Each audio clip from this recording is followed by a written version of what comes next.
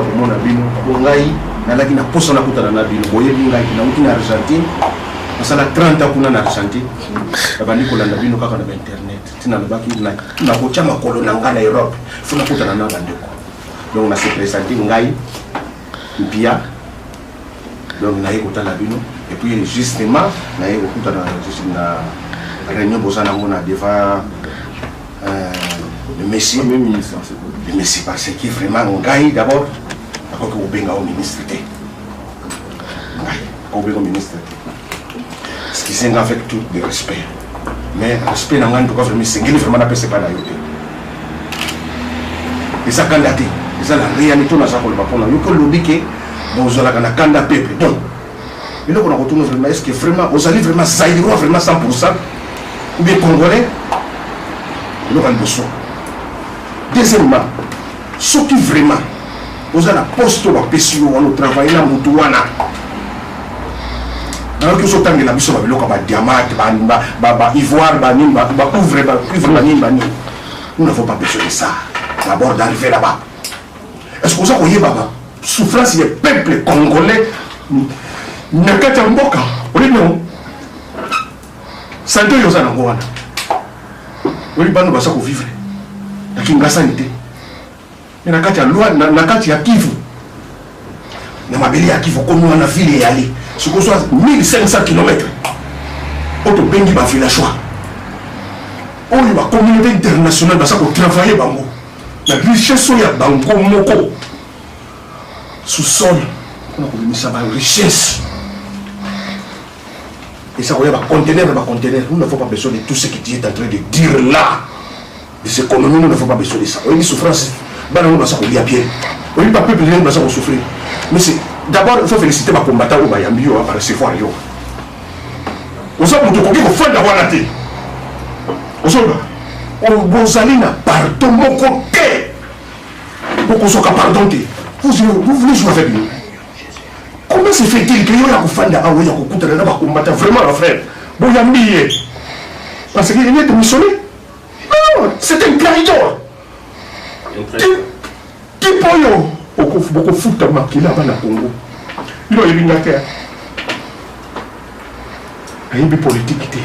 Mais souffrance au Bossali, c'est Fougo, il est nous sur tout. Premier ministre extérieur, il y a France à Monanga. Dans ça, la carte internet, c'est bon. Ça, l'internet, premier ministre de France à Monanga.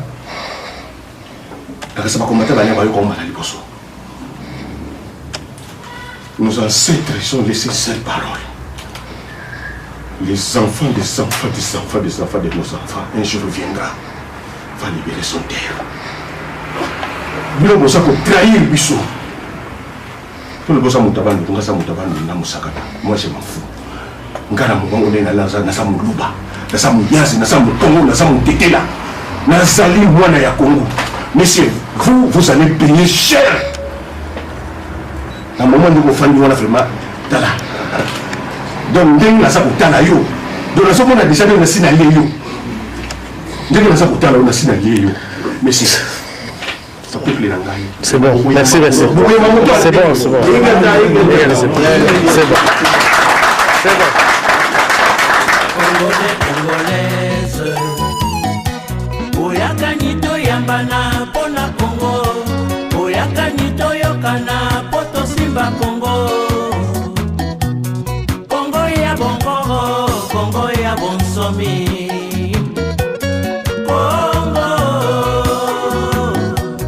Congo ngana lelaba mabele ya Congo Congo ngana yemba richesse ya Congo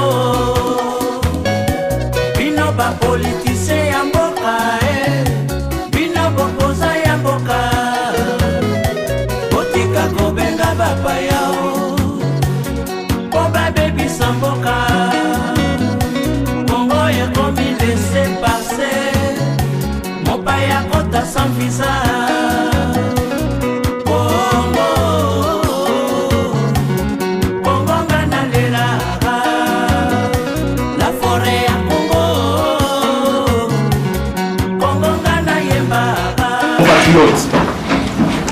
Distingués invités, Peuple Mokonzi vous reçoit aujourd'hui dans sa salle habituelle des réunions pour débattre avec vous les actualités du moment. Dans cette optique, Peuple Mokonzi reste dans sa ligne directrice de son combat, c'est-à-dire s'ouvrir aux autres et recevoir tout politicien congolais à tendance du peuple. Nous répétons, Peuple Mokonzi reste dans sa ligne directrice, c'est-à-dire s'ouvrir à tout le monde et recevoir tout Congolais politicien, homme d'État congolais à tendance du peuple, c'est-à-dire il est du côté du peuple. Cette réunion a un caractère spécial parce que nous recevons M.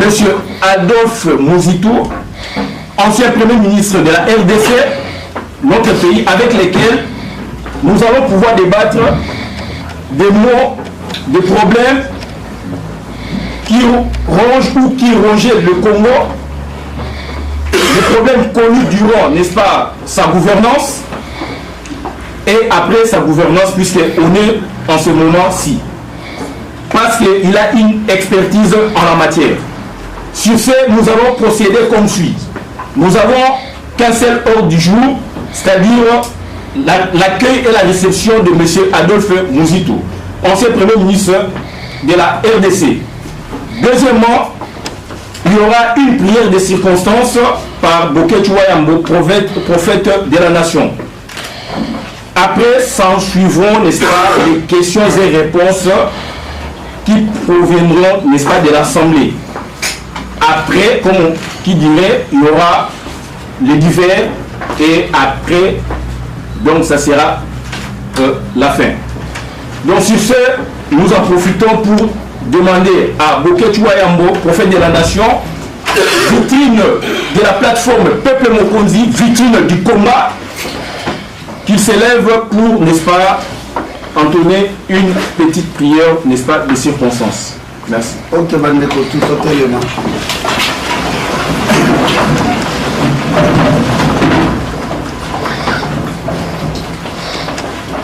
Merci Seigneur Dieu Tout-Puissant, le Créateur des cieux et la terre. Merci Tata Nzambe na bolingo oyo sozalaki nango pour la biso pe oyo zali nango pour na kopesa biso mabele ya motuya oyo tobengi mwasi kitoko. Les pays les plus riches de la planète. Lelo biso moko ba Congolais pour abandonner mboka na biso toteki mboka na biso. Yango biso to bazali konelela ba kulutu bandeko na biso oyo bazwaki batangaki classe le mois 1960 jusqu'aujourd'hui que bazonge la peuple na bango.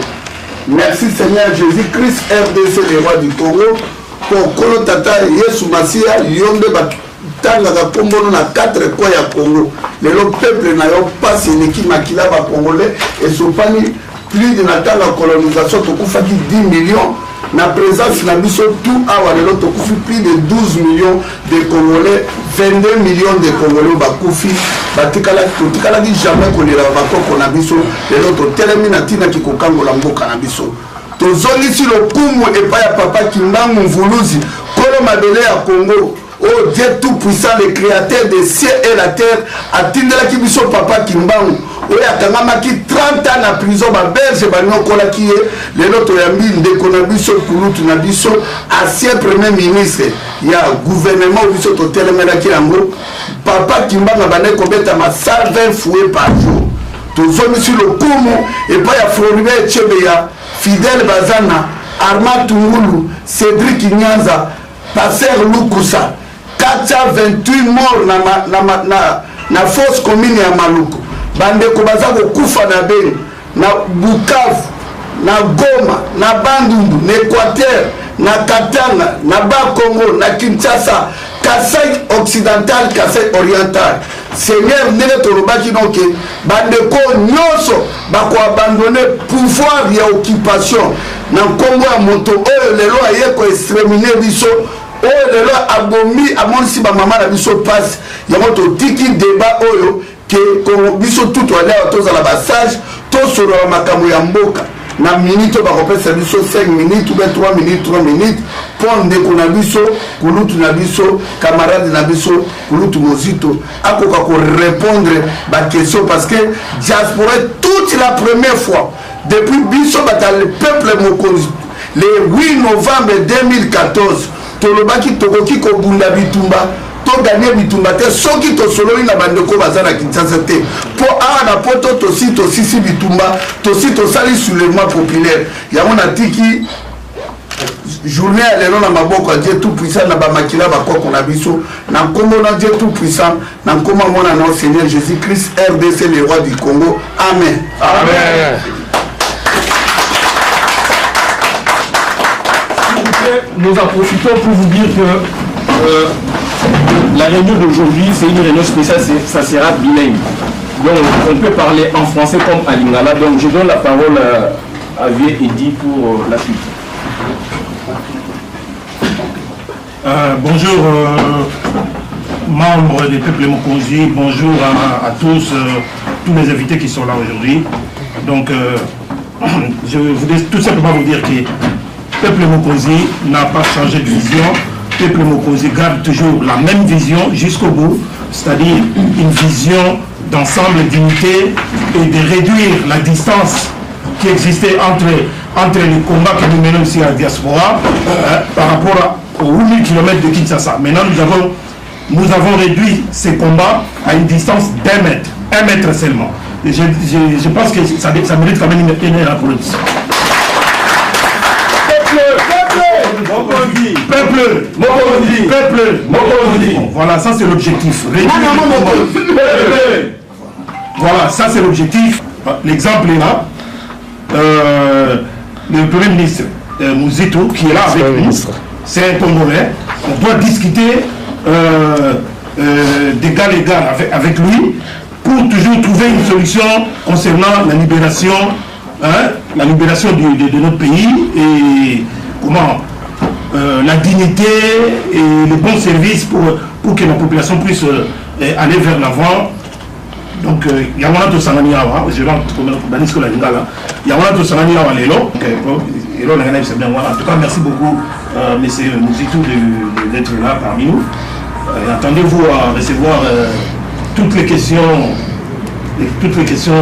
possibles. Nous sommes avec la photo de la solution. Donc, on ne baisse pas là. Merci. Avant de faire ça, slogan mon peut-être que comme ça, mais je vous permets de tout évacuer. Vous allez ici comme au il vous souhaite beaucoup calme, mais en réalité beaucoup calme parce que ça caca. Nani Mokonzi. Nani Mokonzi. Nani Mokonzi. Pouvoir au peuple. Pouvoir au peuple. Pouvoir au peuple. Merci.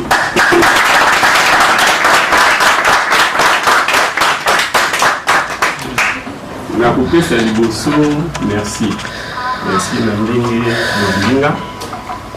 Lingi Koloba Bino en tant que peuple, en tant que beaucoup Nisinga. On peut signaler légitimité. Il y a eu qui a dit que nous avons un côté sur la gamme ici pour rendre compte. S'il vous plaît, vous avez un téléphone.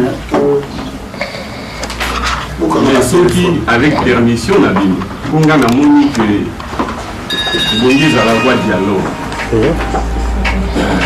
Humblement, on a signalé que nous avons Mboka, na Kinshasa, na sali moi misala parmi lequel l'université populaire oui l'Inkoloba qui est là si à l'Ikolo mais eux qui peut la politique au code l'Inkoloba que batu à l'Ikolo bayana se bakutana batu ase basangana bakolola donc la paix ça biso bakunzi mayele na ye peuple après ça biso ya ye mayele to makanisi biso pe bato alikolo to pe ça ye mayele ya biso na makanisi na biso na pasi to monaka na makambulo to réussir ça là on doit choix na kati kuna université to bengi populaire mingi na alimentaka yango na o ba bengi tribune ezali espace ya réflexion on a pour analyser makambo mboka na tango nanga na tango gouvernement sika pasi échec et puis pour proposer ma solution grâce à l'expertise nanga l'expérience nanga premier ministre mais aussi grâce à la statut nanga ya sika en tant que député pourquoi boyebi député ali ou azako kamba en tant que contrôleur on ça la mibeko a coupé ça yango dans gouvernement a saleli yé député en tant que mandataire à lundi pour la routine est-ce que vous savez bien ce que vous savez à sali la résolution dans le cadre de l'institution en tant que député dans mon accueil na kotu ko sala la proposition ngana ndengo wana pas proposition seulement na comme ndengeza olekale lo soki na moni eza mabe mais tant pe na laki na revenir pe na ba faiblesse ya gouvernement na ba faiblesse ya mboka ya ngombo alors la kaki wana to koksa ko bengi dialogue vertical ils allaient en opposition à dialogue horizontal. Dialogue horizontal, et ça, l'État a quand même toujours discuté entre les horizontalement, battre les colos. Le vertical, les lignes de battre les colos, on a battu assez, va discuter, va soit na, va passer ça dans la solution. La moni où ils allaient payer le rôle à formule au salaire, il y a un de la sinon, ils allaient dialogue vertical. Moyambi pour yazalaki mokonzi pe azali mokonzi na lelo en tant que député na bino ya mboka na bino mboka na biso botu na ye eza otambola ndenge nini etc. ezali historique tout le mboka na biso na ko répéter que na kopesa merci et puis efungoli projet na bino penza ningi ba comprendre bino te c'est vrai qu'au début kande alaki vous sali signal pour l'exact vous êtes d'accord au moins les bamboka oyo na ko insister sika oyo avato banda na ba question et na osinga tu poser pour ba question na mboka oyo ba vieille démocratie bazela kaka te président de la république pour ba voter pour monter malamu pour aider musala asali da ba nyonso essayer majorité ba essayer ba parlementaire ba bi yo zwaga mi beko na parlement salela ngopé après 5 ans ou bien 7 ans, ça dépend de la mandature. Donc, il faut contrôler ceux qui, au salut malam, pour maintenir la majorité, ceux qui mandat pour continuer, mais ceux qui m'habitent au rouler. Bazela kaka bon voté. Bazela toujours vigilant. Grâce à Obabengi, corps intermédiaire. Éviter. Monique, ceux qui sont au Parlement, et pour les gars qui ont lettre dans la poste. En France, même en Belgique, la France va bien droit de travail. Malgré que la majorité est alliée, la socialiste, malgré que la majorité est en contradiction, na ba libéraux bato à droite, tant que me bien côté parité, bato tout ça ba majorité, mais les six cas là, ba moni bien té, ba sali revendication, ba sali ba marche ainsi de suite. Un peu pour dire que grâce à la marche, voilà que moi, modification et ça qui peut améliorer. Donc, peut-être la qui peut organiser pour revendiquer sous une autre forme sans compter sur la majorité. Parce que la preuve est que quelquefois aussi l'opposition peut jouer le même jeu que la majorité. Ce qui peut pratiquer, il y a Monique Ezali qui correspond à l'intérêt, il y a Tiké Liga à Bango, c'est aussi ça, bien été souvent volontaire. C'est le rôle qui est le vôtre. En tant que structure entre les dirigeants, la peuple, comme relais, beaucoup font la peuple, vous êtes déjà une espèce de syndicat miniature. Avec le temps, beaucoup s'est spécialisé dans le domaine de la droit de l'homme, et puis beaucoup qui déjà pour la partie de l'Amboka en ayant des représentations là-bas qui deviendront une vraie force. Tu as la syndicat qui a bousculé patronat pour le problème de la SMIC. Tu as la force paysane syndicale, l'église qui sont aussi plans sociaux, ils ont moins faiblesse parce qu'ils ont mon côté de l'église et l'équipe de l'État. Vision, unité spirituelle, les années faiblesse mondiale. Donc, la commission de ici, on a prendre au sérieux mission d'Abino. Et vous allez tel que pour soutenir l'élo, de pouvoir mieux se koyama ils allaient les lots na lobby toujours vivant pour faire sa contribution à bureau la kamususu au gouvernement a connu Bunga au parlement pour ça la pression. Merci pour la voix. Donc c'est là en tant que souverain, en tant que peuple, nous avons à la disposition de pour répondre à la question que vous posez. Mais vous pouvez permettre de poser la question pour la éviter.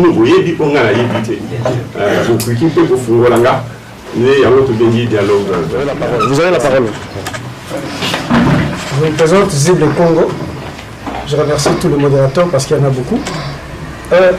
Monsieur Adolphe Muzito, je suis invité du peuple Mokonzi comme vous, ancien Premier ministre de la RDC. Ça fait très bien dans le CV. Quand vous vous regardez, quand vous nous regardez, nous ici dans la salle, quand vous regardez les Congolais, quand vous regardez l'Est de la République démocratique du Congo, que dites-vous de vous-même? Êtes-vous fier de vous? Fier d'avoir été Premier ministre au Congo? Êtes-vous fier de nous qui nous battons? Ou êtes-vous triste de ceux qui meurent en RDC? C'est une première question. Explicitation, parce que quand vous étiez Premier ministre, rien n'avait changé de ce côté. Nous avons un problème, ce qui a été la base de notre combat. Nous contestons celui qui est au pouvoir, qui a été votre président, M. Kabila, que nous appelons Hippolyte Kanambe, que nous jugeons d'origine rwandaise. Qu'en pensez-vous? Une exagération? Dernièrement, il y a eu ici la communauté congolaise qui a été reçue quelque part par une députée européenne qui nous a dit qu'il existait dans la présidence rwandaise un bureau qui s'appelle Office of Congo. Moi personnellement je le sais, j'ai travaillé là-dessus. Selon certaines sources rassemblées, ce bureau serait à la base de beaucoup de rébellions chez nous. Quand vous avez été Premier ministre, avez-vous senti cette domination du Rwanda sur le Congo? Avez-vous senti la faiblesse de celui qui a été votre président par rapport au Rwanda? Une seule question qui s'ensuit. Pensez-vous qu'après avoir été Premier ministre au Congo, d'aucuns vous ont traité dans des dossiers très difficiles, genre malversation financière ou autres détournements, comme certains de vos collaborateurs? Pensez-vous avoir encore un avenir politique en RDC? Ou alors, une dernière question, serez-vous prêt à lever l'ombre dans ce genre de débat, comme beaucoup de ceux qui travaillent avec ce gouvernement, que nous appelons gouvernement d'occupation, sur le dossier des détournements, des contrats frauduleux avec les multinationales? Serez-vous prêt un jour, M. Muzito, moi je le dis en vous regardant en face, serez-vous prêt à vous présenter devant un tribunal congolais pour lever cet équivoque, pour vous innocenter définitivement, ou alors, si vous êtes innocent, porter plainte pour diffamation contre vos détracteurs? Je dis et je vous remercie. Merci pour la mituna. Narasi na mobandalo ya suka, on a compris. Malheureusement, on peut se mêler au Limbi Sanga, c'est sous répondre. Pour la soupe, on va que on a bien accusé par malversation financière, en tant que gouvernement, dans ministre, est-ce que nous allons prêts à défendre le tribunal congolais? Deuxièmement, et ceux qui font la bonne côté, est-ce que nous avons porté plainte là-bas où il va ce qui n'a mis dit pour répondre là-bas où il va accuser nous avons qu'à porter plainte là-bas où il va accuser parce que ça va pas résoudre. Deuxièmement, il va accuser il va utiliser qui pas à innocent. Et donc ça me sert à rien pour porter plainte contre l'innocent pour la calomnie. On a dit que qui utilisait la suite, vous connaissez, il y a dit pour changer. On préféré justice. Là, si moi, où il dit une question la journaliste, ou la manifestation financière. Pour lui, il s'en est au pas prétention. On a fait des éléments à cette actif indicatif. Ce n'est pas que je me défends sur base de ça, c'est cette indication. Le gouvernement Nangaï est le seul. Avant, Bissot et Salimate, après Bissot, la Mouni et Salimate. ngai ntango na ye to bato bandi na kizenga parce qu'à l'époque nayaki ministre du budget ezala ntango nayaki ministre du budget surtout ntango nayaki premier ministre na travaillé na FMI Banque mondiale parce que wana ekopermettre ngai na épingler gestion ya bamine ndele po bapesa bino mbongo po baannule dette na bango ya lokola awa na pa bovandi soki osengi crédit po banquier apesa parce que FMI na Banque mondiale bali babanquier fo fongola badossier ya gestion fo ondima kolakisa ke barecette nyonso esengeli ozwa ekokɔta na caisse na yo et puis badepense oyo okosala wana ndenge moko ya malamu mpo mbongo ebima désordre te et ozala na trésorerie grâce na barecette nyonso ezokɔta grâce na badepense nyonso ozosala ndenge ya propre oza koexagéré te ozorespecte baprocédure lokola oyo babengi marché public ntango oyokani na bango ke kosalela bongo mpe bakoya kotala chaque mois ou chaque 3 mois ne bandimi kopesa mbongo mais avant bapesa mbongo to baannule niongo na bango ya liboso po bango balobaka mbongo oyo yokota niongo na bapays na biso FMI na Banque mondiale ne sont pas allés pour service basé au service ya baétat ce qu'on dit badi bon ça l'expérience 6 mois tozolambela ça les titi badi ok so wana besoin mbongo kopesa mais à condition qu'on l'exaque zangi yango pe vous en a moins difficulté on va donner à plus budgétaire que à plus à la balance de paiement c'est-à-dire à payer son bongo et puis en devise pour permettre que yo tant mboka ils en a besoin de devise sur la devise na bio équipe il y a bango est remplacé permettre que vous en a la devise dans des que mbongo na bio équipe pour pouvoir porter ndenge bobi mais en perspective que vous en la capacité à rembourser cela présuppose que vous autres si vous y a bien mbongo na ndenge sengeli vous autres dépenser pe la discipline tant biso to komi gouvernement 2007 to kutaki FMI sa kanga bisaka kenda akenda pour la nini parce que le gouvernement est précédent ils sont 1 plus 4 bien que babandaki moi malam na souka des eaux récoltées na gestion indiscipline budgétaire nous envoyer ba gouvernement transition gestion na ndenge ezala la kangi bisaka bakeli na rompe programme na gouvernement vous êtes obligé pour négocier na bango bandimi badi biso avant tous en un programme il faut programme tous en un programme formel il faut tout banana programme informel total de la vie yango bataille là ils aussi moi ba moni OK pour y ko banana bani programme sous leur gestion c'est au niveau de la concession minière il faut que la concession minière les amis détendus à belé paille na sécurité donc cobalt na ba richesse avant de signer, il faut que vous changiez l'internet. Il faut que vous expliquiez. Il faut que le monde entier s'intéresser à nous, à nos caractéristiques. Alors, on va proposer des prix comme une compétition. Dans le cas où on va recevoir des alabas, on va faire prix à ma lampe. La vie, pour qui jamais voter la concession minière sans que nous qui nous bimbeillons, que dans le concession minière, les abactars, les alliés, la teneur en cuivre et tout ça. Dans mon aza comme ça pour réussir le pouvoir dans le boyokaki babani kopesa toutes les revues et linkoloba toutes les revues et linkoloba baye ko contrôler après chaque 6 mois après chaque fois ils ont toujours ba ligne concluante jamais etikala kozala jamais ezali parce que au moment où nous parlons on a rompu le programme avec les FMI parce que ba ligne discipline wana et linkoloba ke la concession d'attendre yanga. C'est vrai que tous les mikakatano na concession avant d'obtenir l'annulation de dette, mais tu expliquer qu'il y a des défendants qui ont pour expliquer les salaires. Donc, gestion d'anga sur le plan financier, sur le plan de gestion à minéraux et à qui transparent. Le reste, je crois que dans un attente, on va développer, ils ont calme parce qu'on voulait me détruire. Parce que l'accusation, au minimum, on va bien à 400, 500 maisons. Là, il y a des gens qui ont bord politiquement. À peine dans le gouvernement, il y a 400 maisons. Si vous me donnez l'occasion, donc, en un mot, je n'ai pas participé, et nullement, à mon époque, je ne dis pas qu'aujourd'hui, je n'accuse personne, mais en tout cas, on a travaillé qui correctement dans la Banque mondiale et FMI, qui est secret, c'est très Parce que tu as la capacité à rembourser à terme, compte tenu à la gestion sur base de la réforme. Donc il y a à travailler dans la transparence. Toutes les revues qui concluent, d'autant plus concluantes que l'Indé, on a dit ça. Autobundé, on a 14 milliards, malongoli 9,5 milliards de dollars, les tout à la sigo, la 5 milliards, milliards, moi, Bakisami, la Mikolo, bien avant. Donc, on a travaillé qui, dans les normes, pillage avec les ressources minières, on a tant d'engrais à quitter. Mais on a beaucoup de ressources. On a évité que les Louis aillent parce que je n'ai pas de preuve.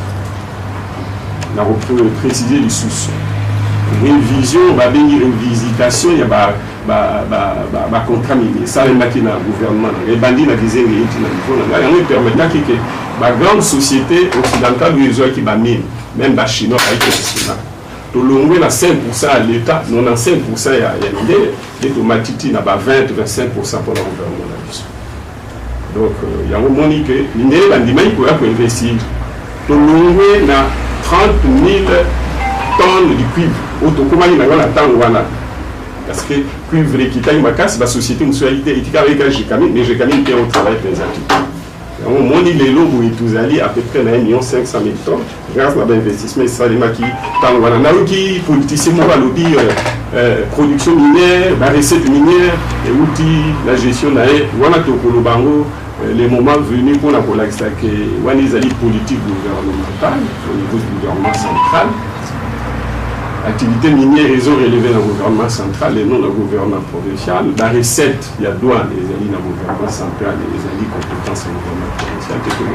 Mais bref, boum, où tout ça dans le la recette de côté ça qui n'a pas de douane.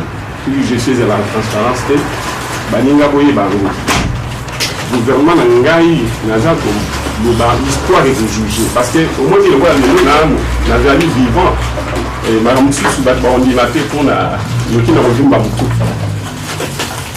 L'histoire est de juger. Mais ce temps prière, le petit budget est acquis à 800 millions de dollars. Tu m'as dit si tu as un acquis na tipi budget na 3 500 pour relever la yango na réalisation de Soussou. Donc, on a vu aussi que ça, on a établi la valorisation financière, en même temps, mauvaise gestion de la ressource minière. Question présidente de Sotonaki, est-ce que Nazali fier de la solidarité? La réponse est amicale. Liboso, Nazali fier de la secret et la gestion. Mais Nazali na soni vis-à-vis à peuple. Et l'un qu'on ce qui te côté dans le domaine à chiffres. Ma belle y a biso ba kondi. Il y a un meeting na salle où tu bengi dialogue vertical. Tant que tu auras beaucoup kondi. Tout temps où tu bête la campagne, tu auras beaucoup kondi. Tu vas vérité la peuple. Le roi peuple en haut, azala mingi bambou libéré de une, tu zuye te commissaire fait baoum. De bonne foi, sans que tu aies pas. Tout ça qui est pour nous la vérité. Pour nous la vérité que tout pour diminuer le chômage est bon, il faut continuer. Si ceux qui sont là candidats ou bien soutenir les candidats, nous allons la vérité. Les journalistes ne sont pas là pour tout le monde. Ceux qui ont conseillé, on attend que sa campagne. Alors, il a été au Loba que non, on a Cambouza pas signé ainsi de suite au la vérité n'a fait que nous qui avons voté au peuple pour Bangba que peuple à l'Imaka et pour le Baké non ça la dit nous on comme voté aussi sans délai de sans salaire pour ACP là. Ceux qui tous à l'esprit à la vérité n'a fait vérité paye à pour ça le Babeli état des lieux. L'état où on a comme Premier ministre, la Liga qui n'a pas l'état de l'île. Dans le bas, on a 5 chantiers, ça correspond à quoi? Combien de kilomètres de route minima pour réaliser pour le cannabis et changer à l'entrée de la province. La Liga qui n'a le bas, awa to bandi bokunzi état de lieu pour Kangabie Sita. Awa to ali na ba chômeur boni na ba mbule nzako ya bana ba kobota ma aussi sa université na ba koma na ba kota la population active bazala combien et puis surtout pour créer misala boni en tant que pouvoir public mais aussi en tant qu'économie. La ligne n'a combien de mégawatts il y a courant aux anango et puis tout dépasser parce que les ala qui 10% les ala les 9% tout le bas. Au bout de 5 ans, tu vas produire combien tu vas barrage combien et tu vas mbongo boni, biso tu vas na boni, tu vas pas ya boni ou bien tu s'associer pour tout ça là. Na linga ki na loba budget ou to bandi nango ya mbula eleki ezali boni Congo po e banda ko tourner bien budget na yango esengeli ezala boni mais biso budget to koma na niveau boni na ndenge tozomonela mokili. À partir de ce moment-là, tant que tu pour réaliser l'objectif, parce qu'on a insisté en tant que responsable, il y a toujours une différence, un gap entre l'objectif au gouvernement et l'attente. Le gouvernement, malheureusement, a ses juges par rapport à l'objectif. Or, ce qui a réalisé l'objectif, c'est qu'il y a en dessous de l'attente. Mais peut-être que le mais peut-être que parce qu'il va atteindre l'attente et qu'il va dans d'autres termes. Ce qui est pour la Congo et pour ma province, nous sommes il faut 58 000 km de route. J'insiste beaucoup, 58 000 km de route. Et que le gouvernement va payer un mandat à 5 ans. 1 kilomètre est à 1 million de dollars. 5 000 kilomètres est à 5 milliards de dollars. Le gouvernement budget est à 2 milliards chaque année. Donc, 1 milliard est pour le salaire, pour le fonctionnement. 500 000 euros ça va province.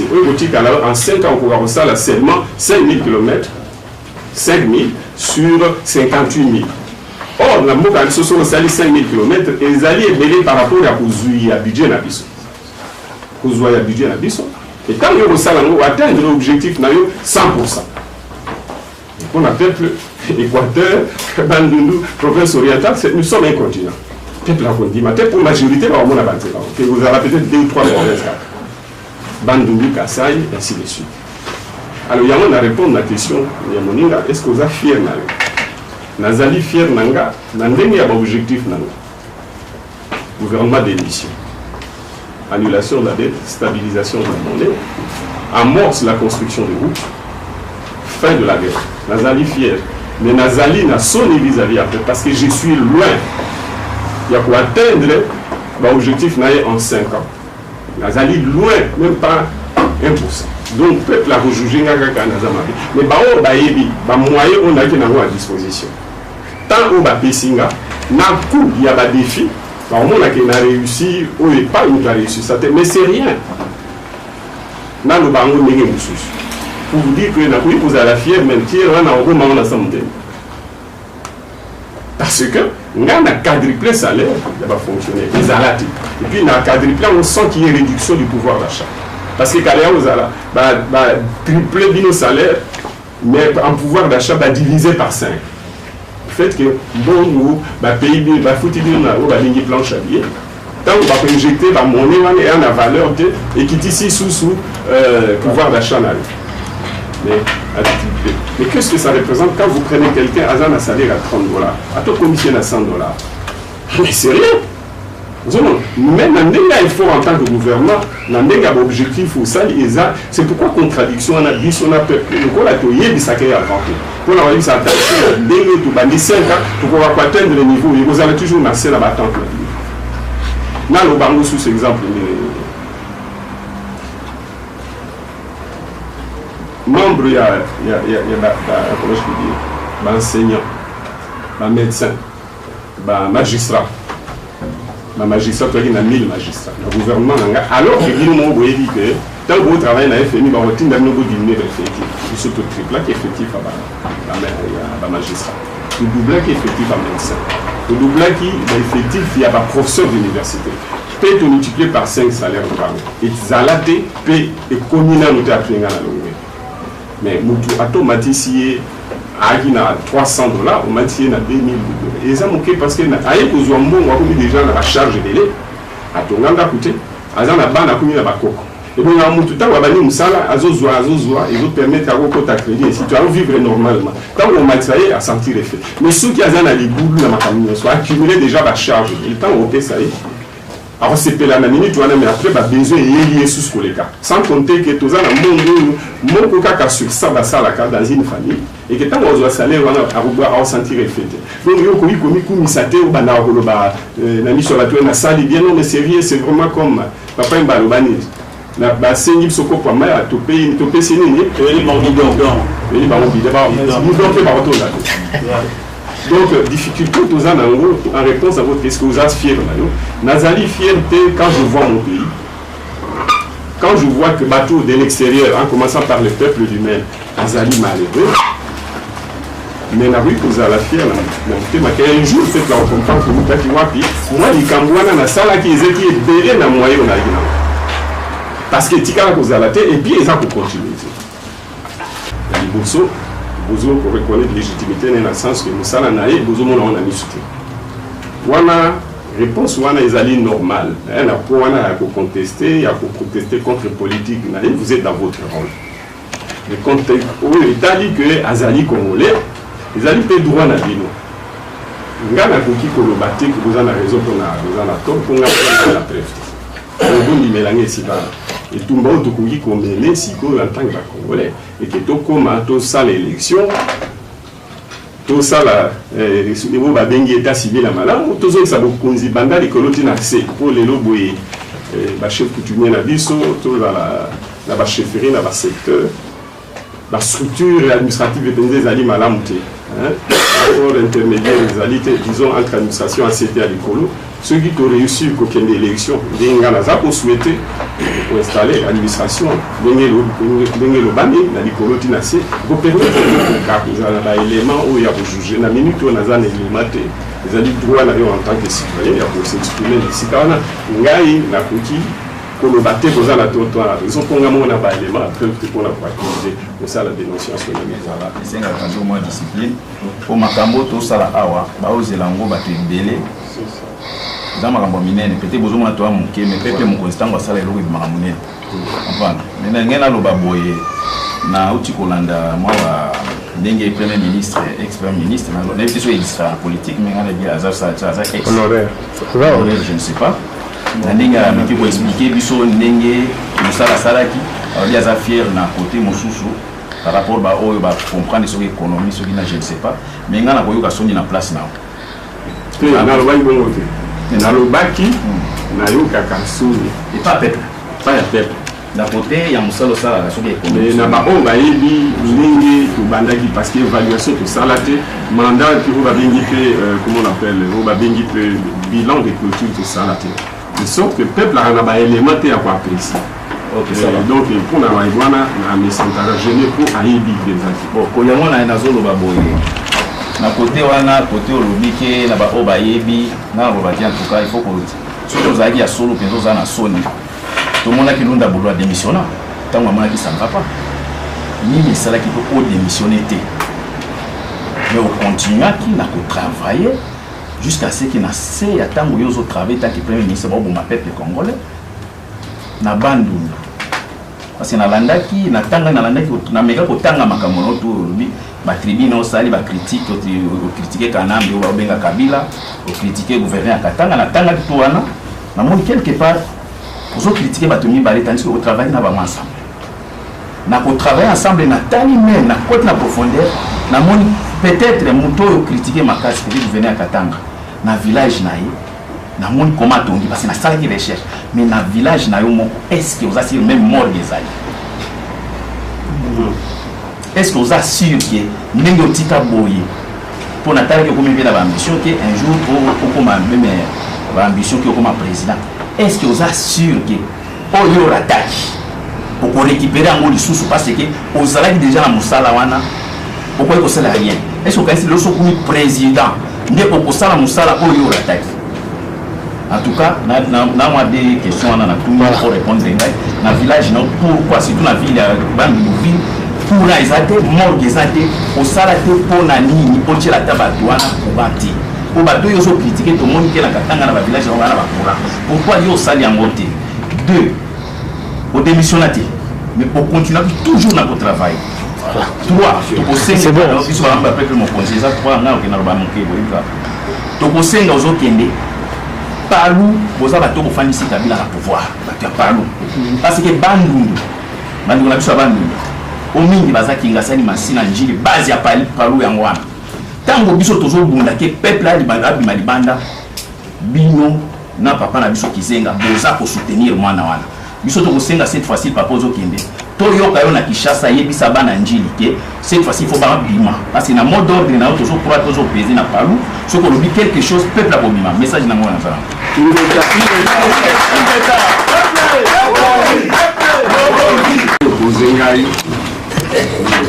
oui batango lobi ke la critique Kabila la critique ancien Ngongola d'abord la critique Kabila et on a critiqué de manière générale la gestion des institutions avec principalement le gouvernement. Parce que nayebi ke tant la salle qui n'a Kabila. Na kambo na uti ko ba na obete la aussi. Pour réussir ou baza pour réussir. Il est vrai que la temps la sope ba faiblesse à la qui na lobaki on a je pense na yebi sous premier ou deuxième tribune la faiblesse à la qui et na lobaka ango tout en étant premier ministre n'attend que toi dit na état il a pour installer par quand je fais la tribune je dis un état sans province na il pour battre l'identité provincialité na lingaka ko lobaka la province ezali mais ezali na makukite pour ezala déjà ba province na ligne ko lobaka en d'autres termes que la compétence na bango o battre ça bango tout ça là yango te ni ko lobaka tikala ba simple déconcentration de l'état. Domaine d'enseignement, il y a santé, il y a agriculture. On va dire que observation, en partant expérience, l'autre aux alliés pour avancer. Il y a un moment où on téléphone. Question posée là bien, on se pose au téléphone.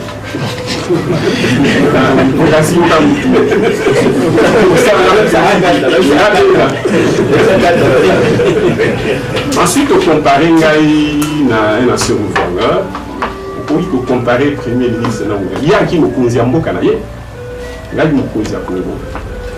problème n'est pas que la salle mort, déjà à quand la salle à Congo, il n'y a pas de moi j'étais là pour les Congo, la Bidjo et Congo. Si tu veux que je revienne sur mon bilan, on y a les Kamoussous. S'il vous plaît. Non, village ou pas village. D'ailleurs, je t'informe que le secteur Nangé Bunga. C'est-à-dire que je me faisais le devoir de réhabiliter le secteur et ne pas faire. Moi, je n'étais pas une autorité provinciale ou locale. Pour comparer comment le secteur minier va se développer, on a appliqué une politique pour ce faire. Et c'est pourquoi vous avez 1 500 000 tonnes de cuivre aujourd'hui. Mais les accords ont parce que l'économie va construire on a cuivre, on a cobalt, on a or, on a diamant, l'économie on a libende, zété, les bois. Et puis, ma belle, c'est-à-dire la caillasse, le sable, tout ça, la montée dans les tribunes, pour dire que tu es ça, quoi. Là, j'assume, mais non, que ça a critiqué pour le coup, on va sauter tout le monde. Donc, comparer à Batouana, c'est pas mon niveau. Moi, je suis au niveau national, et ils étaient pour des solutions locales, avec le moyen qu'on leur donnait.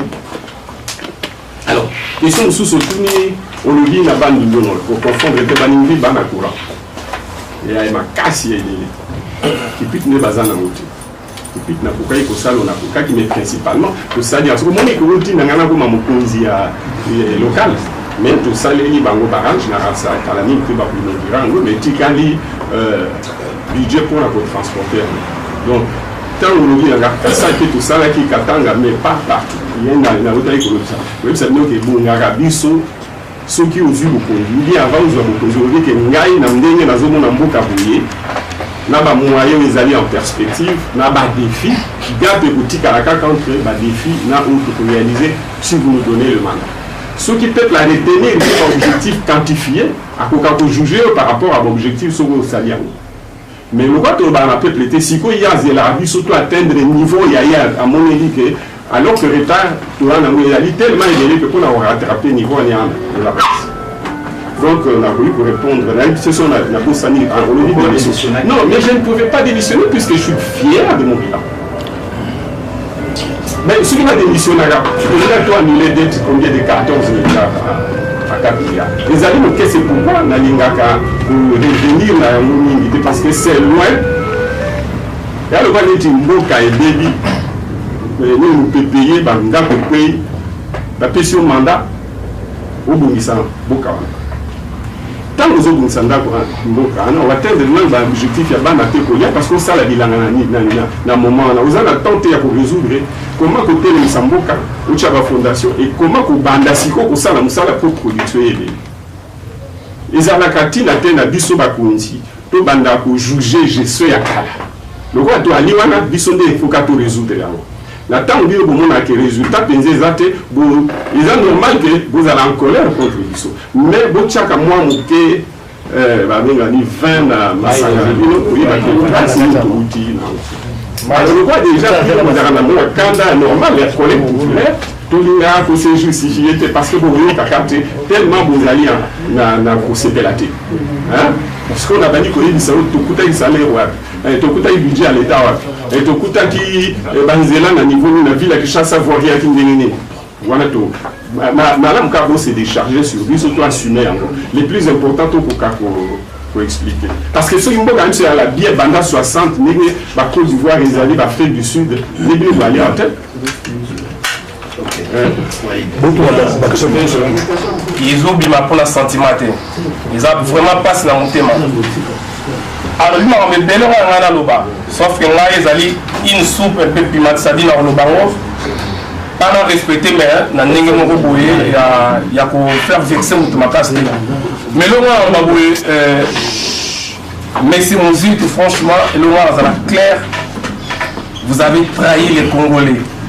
On va faire en face quand on le passe, on déjà là. Comment on se dit heureusement, le roi la moulin a amour à Fumukimba, écoutez pas là, parce que nous sommes les descendants de Fumukimba.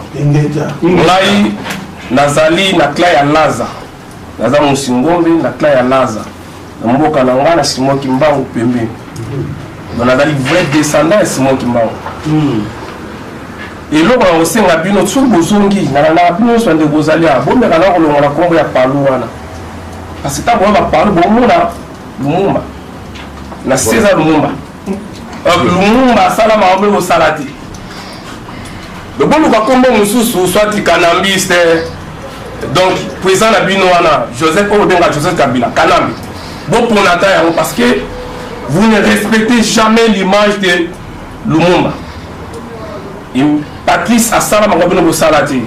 Et là, nous sommes besoin de les Congolais n'ont pas besoin de technique pour que nous ayons vidéo en mingi. Ah, le Congo est un pays des aveugles dirigé par les bons. Donc, bon, c'est M. Mouzit. Vous allez parler de bon déjà qui va avec. Donc, c'est la raison de reconnaître qu'il y a des défauts, c'est normal. Mais non, on va bouer. Mouton Zobé là, sera une pharmacie. Le pharmacien n'a pas le temps d'expliquer qu'il nini. Dans le laboratoire, la chimie, il n'a pas besoin de ça. Lui, il a besoin que ça y est, oui, mais laissez-moi un peu terminer ce que je dis. Sinon, on ne va pas terminer. Mouton a besoin. Alors, pour éviter le discours de l'école, les discours sont déjà passés totalement dans quelques mois, fait à Mané à Kanambe. Concrètement, aux avons proposé Bisso ni. C'est une chance de toucher du doigt. Kanda, c'est trop fort. Pour ces ans, pour ces pélatés. Donc, on a touché en haut du doigt en tant que responsable et les Amalam, pour jusqu'à quel point Balinga Bazali, les pour ça que c'est exprimé. L'Inga n'a pas eu l'occasion pour par rapport à la question, parce que aujourd'hui, les Bossoué a des expressions, opinion d'ailleurs en ce qui concerne le Combo et Alou, par rapport à l'opinion en tant que citoyen, c'est votre droit. Maintenant, ce que je propose, on a proposé un particulier ngai na bino tozali nde kozela élection esale eza kozela élection esalema dans les délais soki élection esalemi dans les délais te bino na biso ngai nakoki kopesa opinion na ngai mais en attendant je m'en tiens à ce que mboka na biso toana besoin esalema et dans le délai constitutionnel. Voilà réponse na kopesa question ya mokuse réponse na ngai pourquoi louosi merci beta kaka tozokipe te kombo na ngai pourquoi louosi représentant ya peuple mokonzi na Pays-Bas bandeko basanganaki na Geneva na moment oyo tolobi totikala makambo elekaki un peu nsima tokende liboso mpo pays eza kosouffrir ndenge ndeko alobi kuna toza na besoin ya kinini mpo moto azobela toza na besoin ya badiscours te mpo na nini ndenge bandeko basanganaki na Geneva tomoni bino te bato ya palu pourquoi pas boyaki bosangana na bapoliticien nyonso oyo bazalaki kuna na Geneva mpo tokende liboso toluka le voies et moyens mpona changement ekoka kosalema na mboka na biso wana nde première préoccupation. Deuxième préoccupation ezali mpona image na yo moko monsieur Muzito ngai personnellement nayebaki kaka tipe wana azwaka ata ndako na Kinshasa alors que baréfugie bauti Brazzaville oyo balalaka libanda na milobala mais pourquoi pas azwaka na 200 pesa bato wana bon image na yo epa na biso bakombata ezalaka déjà sali na banzi omoni réaction ya ndeko biso nyonso na baréaction wana mais tosala tout todose mwa moke mpona toluka sikoyo solution ya mboka.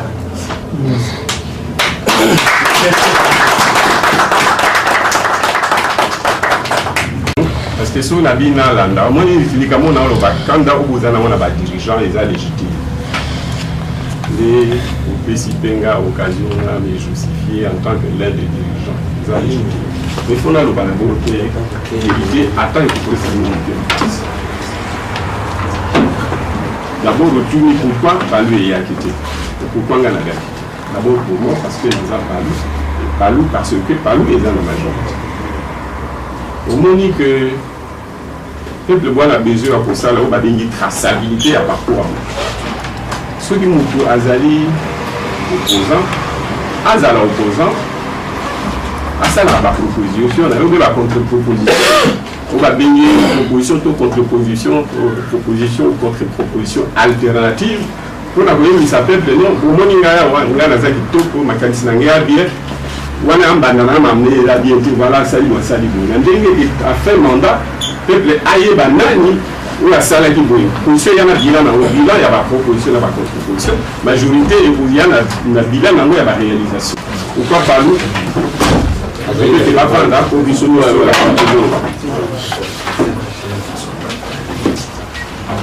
ovanda nano baninga bokoka kovanda kovanda parce que naza na besoin boyoka oyo nazoloba pourkoi bokomi esika te le moninga atuni ngai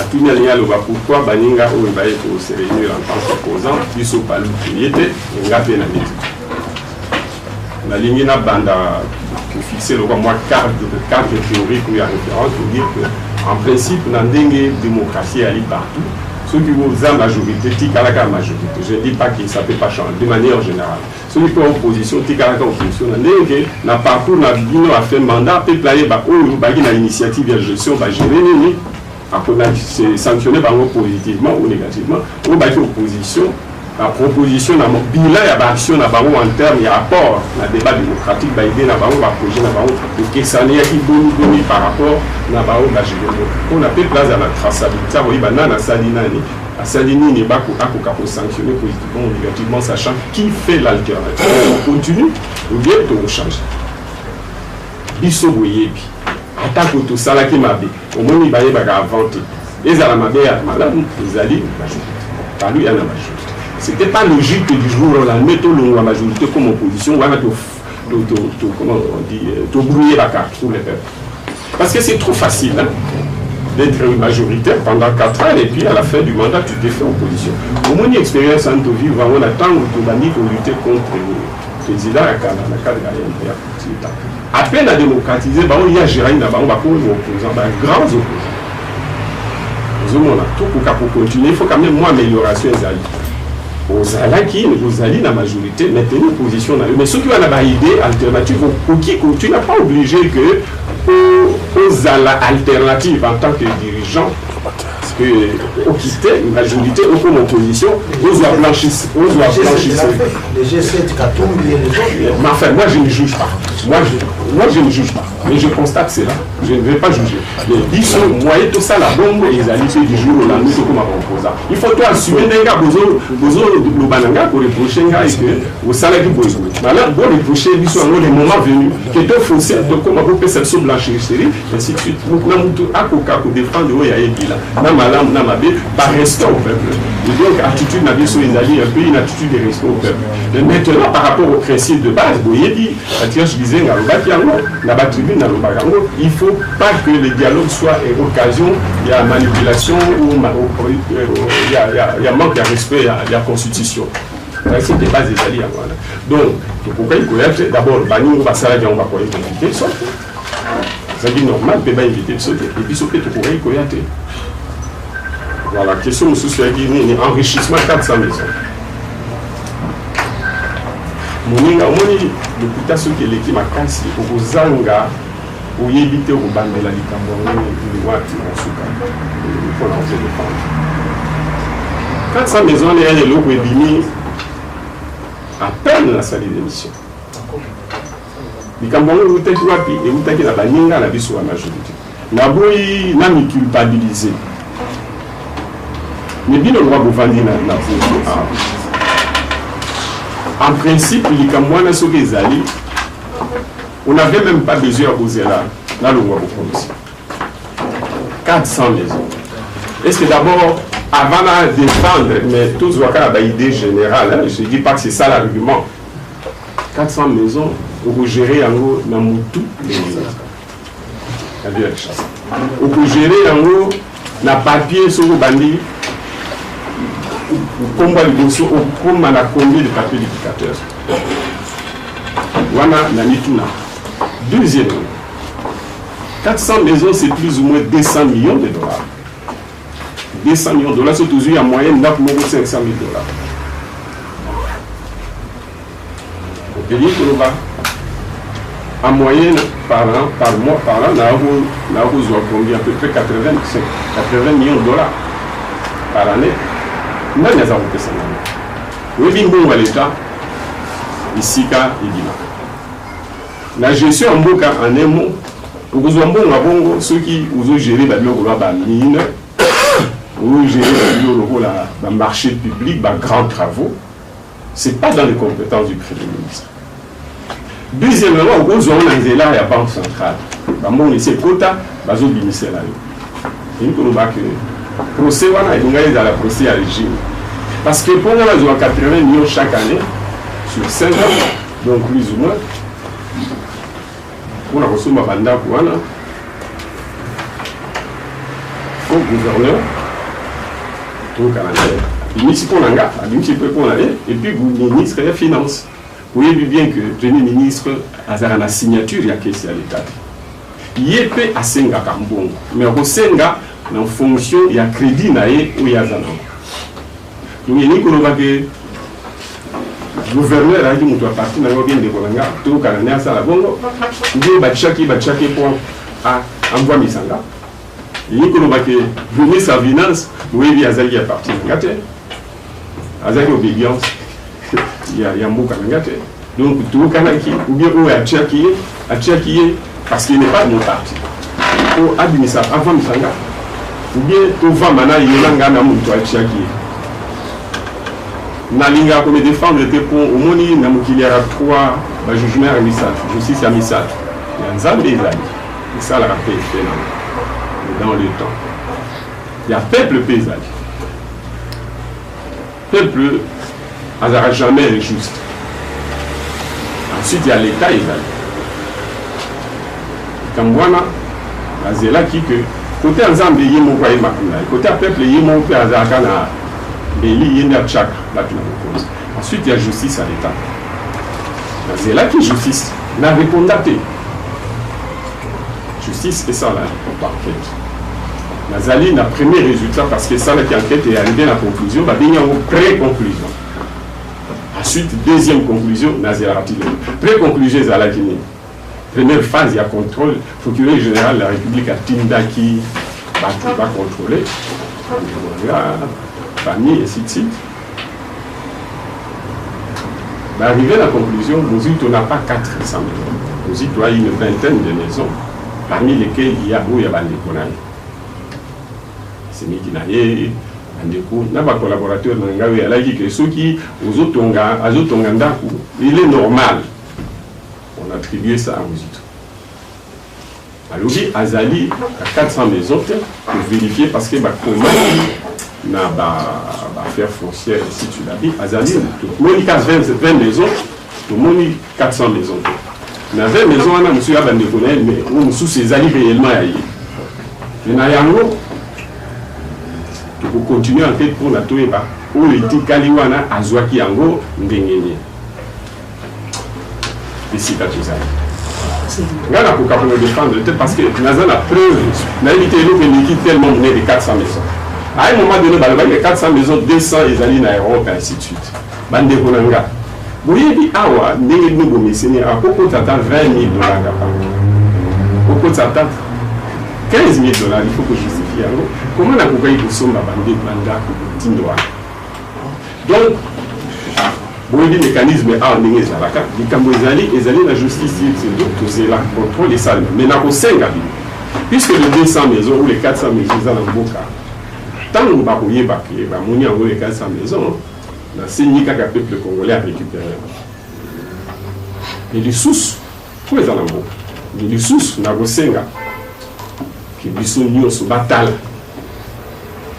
Batala, qui a quoi? Mais maintenant, on va pas juger d'ici. Nazali, mais nous, comme ça, pour nous battre, les réponses on a fait si on a jusqu'à ce niveau dans la question. Ok. Pour question à la fois, c'est plus facile. Oui, mais bon, donc. Gagne un ministre aujourd'hui au Congo ou un premier ministre de salaire. Le ministre est autour de 10 000. De 10 000, voilà. Je vais prendre 20 maisons. Vous avez fait 3 ans. Premier gouvernement. 37 ministres, 17 vice-ministres. Là, j'entends la précision. 3 vice-premiers ministres. Vous avez au moins 57 ministres. Le pays est du Congo. Ça sert à quoi tout ça? Si vous avez partagé le gâteau. C'est le 1. De 2.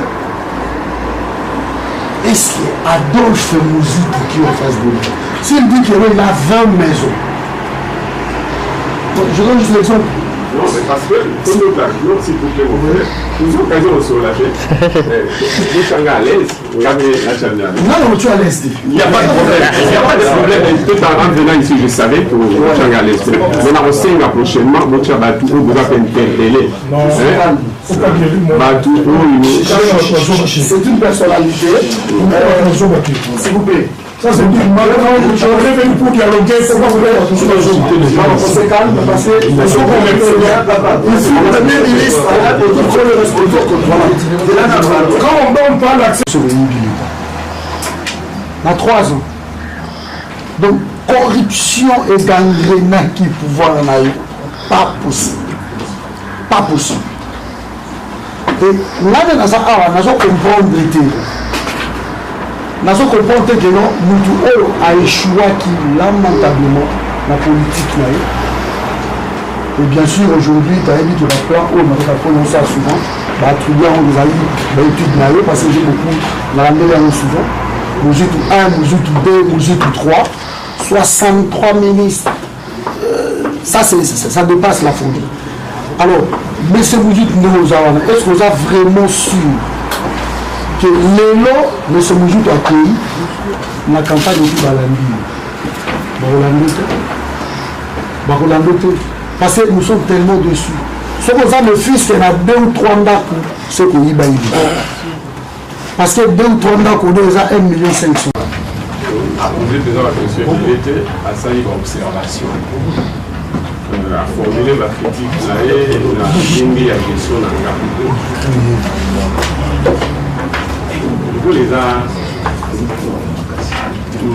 les alliés opinionalistes pour respecter en gros Maintenant, par rapport à la question où il y a tourné, la question des alliés plus ou moins approbation. Et ceux qui n'allaient déjà dans 3 maisons, c'est une globale déjà. On a global Makami Bane, Ali Bosso, Lenge Ozumolanga Awa, Nazali, agent et à l'État. Il y a une bandit politique dans les villes. La bandit politique, après avoir eu des fonctions pendant une vingtaine d'années comme inspecteur des finances et comme conseiller ici et là. Donc, Nalia, on a inspecteur des finances, donc je peux reprendre comme inspecteur général des finances à Mokanabi. Donc, là, notre finance, peut-être ce qui est nécessaire dans le bac, c'est que l'université nationale a donné la finance. Au même stage académique, il y a la licence de la salle dans le ministère. Maintenant, on a 6 à côté de la finance. Je suis un ancien de la finance. Donc, pendant pas que aussi pour la compte n'allait à 20 maisons, mais le reste, ils allaient plutôt parmi les 20 maisons, il y a ma famille n'allait les alliés. Mais Tikali a démontré les 5 ou les 6 maisons, il y a eu Moko, Azuwaki. Donc, soit les alliés ici, justice établir une vérité quand on va terminer le contrôle. Donc, on a signalé au bout. Pendant que il y a un paille où il y a un cola, il paille où il y a un vendre. Sans les autres programmes, la Zoyaka Kotala. Alors, on appelle un rapport à l'Ouagui, non? Les alliés, la plupart de la bande pour sur les 5 ou les 6 ou sous ces là, mais à améliorer en haut. Les acquis étages, je m'occupe comme 3 étages. Il faut que je justifie. Donc, à moi maintenant, les candidats à la justice, c'est parce que justice n'a plus effectivement dans la faiblesse que va dire le peuple a récupérer en haut comme à rumeur, donc sans preuve. Quand la justice veut dire vous avez juste et contrôler Bissot, je dis bien Bissot Nyonso jusque-là, parce que sur votre alibi, je suis le seul dans mon Bissot. De la histoire, il y a la deuxième ministre qui a fait l'objet de l'accusation à Jacques et de la part des gens de son bord. Donc, aussi, c'est pour établir Yango, parce que j'ai une carrière. On a pour remercier, on a observation au salé. Mais on a pris la CP là qui a le vélo. Comme on a mis Berlin, Naza pour présenter une association à la nouvelle, ABC. Je remercie d'abord le peuple Mokondi. Pourquoi? Parce que cette initiative, tout le monde sait qu'il faut il faut jouer là. Dans le sens de pour ça, il faut convaincre. Tout le monde qui m'a dit ça, les affaires réelles. Autres zones, on va pas en réel. Première question, on a posé ça. Naouti na Katia clamé vraiment militaire et j'ai subi beaucoup. Il a posé papa nous une question par rapport à l'armée Nabiso. Et ça quand même, c'est vrai, il a parlé du budget, tout ça, mais du fonctionnement, il y a beaucoup Nabiso côté militaire, dans le sens, en tant que budget, il y a le salaire du Premier ministre ou les ministres qui gagnent 10 000 euros, je pense. $10 000. Il y a eu ceux qui, papa monsieur doit répondre à soldat caporal sera gagnera combien? Parce que je suis l'enfant des militaires et puis j'ai passé dans les services, je sais comment gagnent les militaires. Celui caporal gagnera combien? On a l'intérêt à Moka. Il y a gagnera combien? Deuxième question, ça quand même peut faire le peuple. Tout le monde a imposé à Bambo, puis il faut ça pendant qu'il va dans le gouvernement. Il y a même besoin d'empêcher que le Congo ait évolué. Est-ce que c'est vrai? Tout ça, par mauvaise foi, on ne peut pas ça pour que le Congo évolue. Troisième question, mes amis.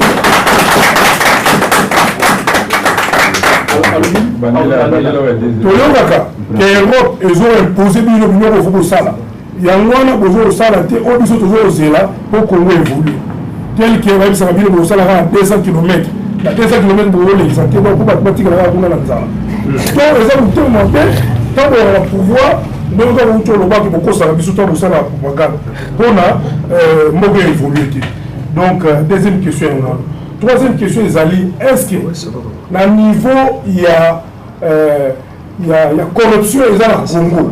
Pendant que vous avez le pouvoir, ou pendant que vous avez le pouvoir, niveau corruption et ça le Congo, est-ce que vous sentez qu'il y a un mot, ou vous sentez qu'il y a un mot qui dans vos question.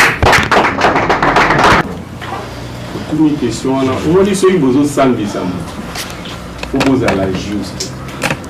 Vous y êtes à l'aise, pour abuser. Il faut vous aller juste. Et puis c'est non légitimité. Et puis dans l'espace, il y a règlement de compte. L'espace, il y a défoulement, oui, mais pas un règlement de compte. Pas à imputation dommageable. Alors, caporal, dans la 60 $, 70, on a la précision, c'est entre les deux.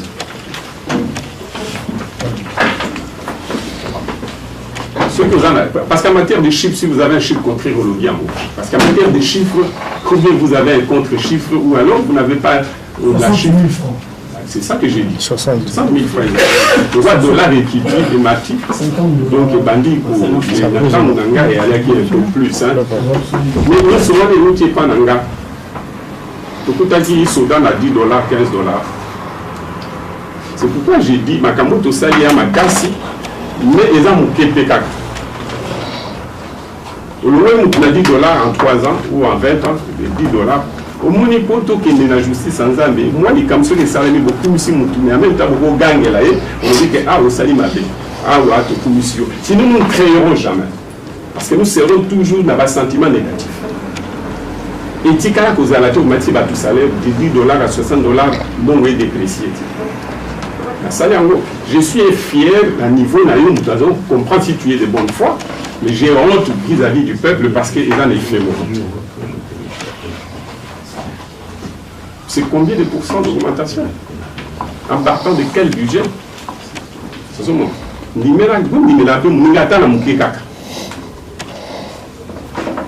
alors, au limite, mais sachez que vous avez plus ou moins 150 000 hommes de troupes. Tant qu'on a 30 ou 40 000, tu augmenter, peut-être que Wani Ali Kamoussi sous la retraité,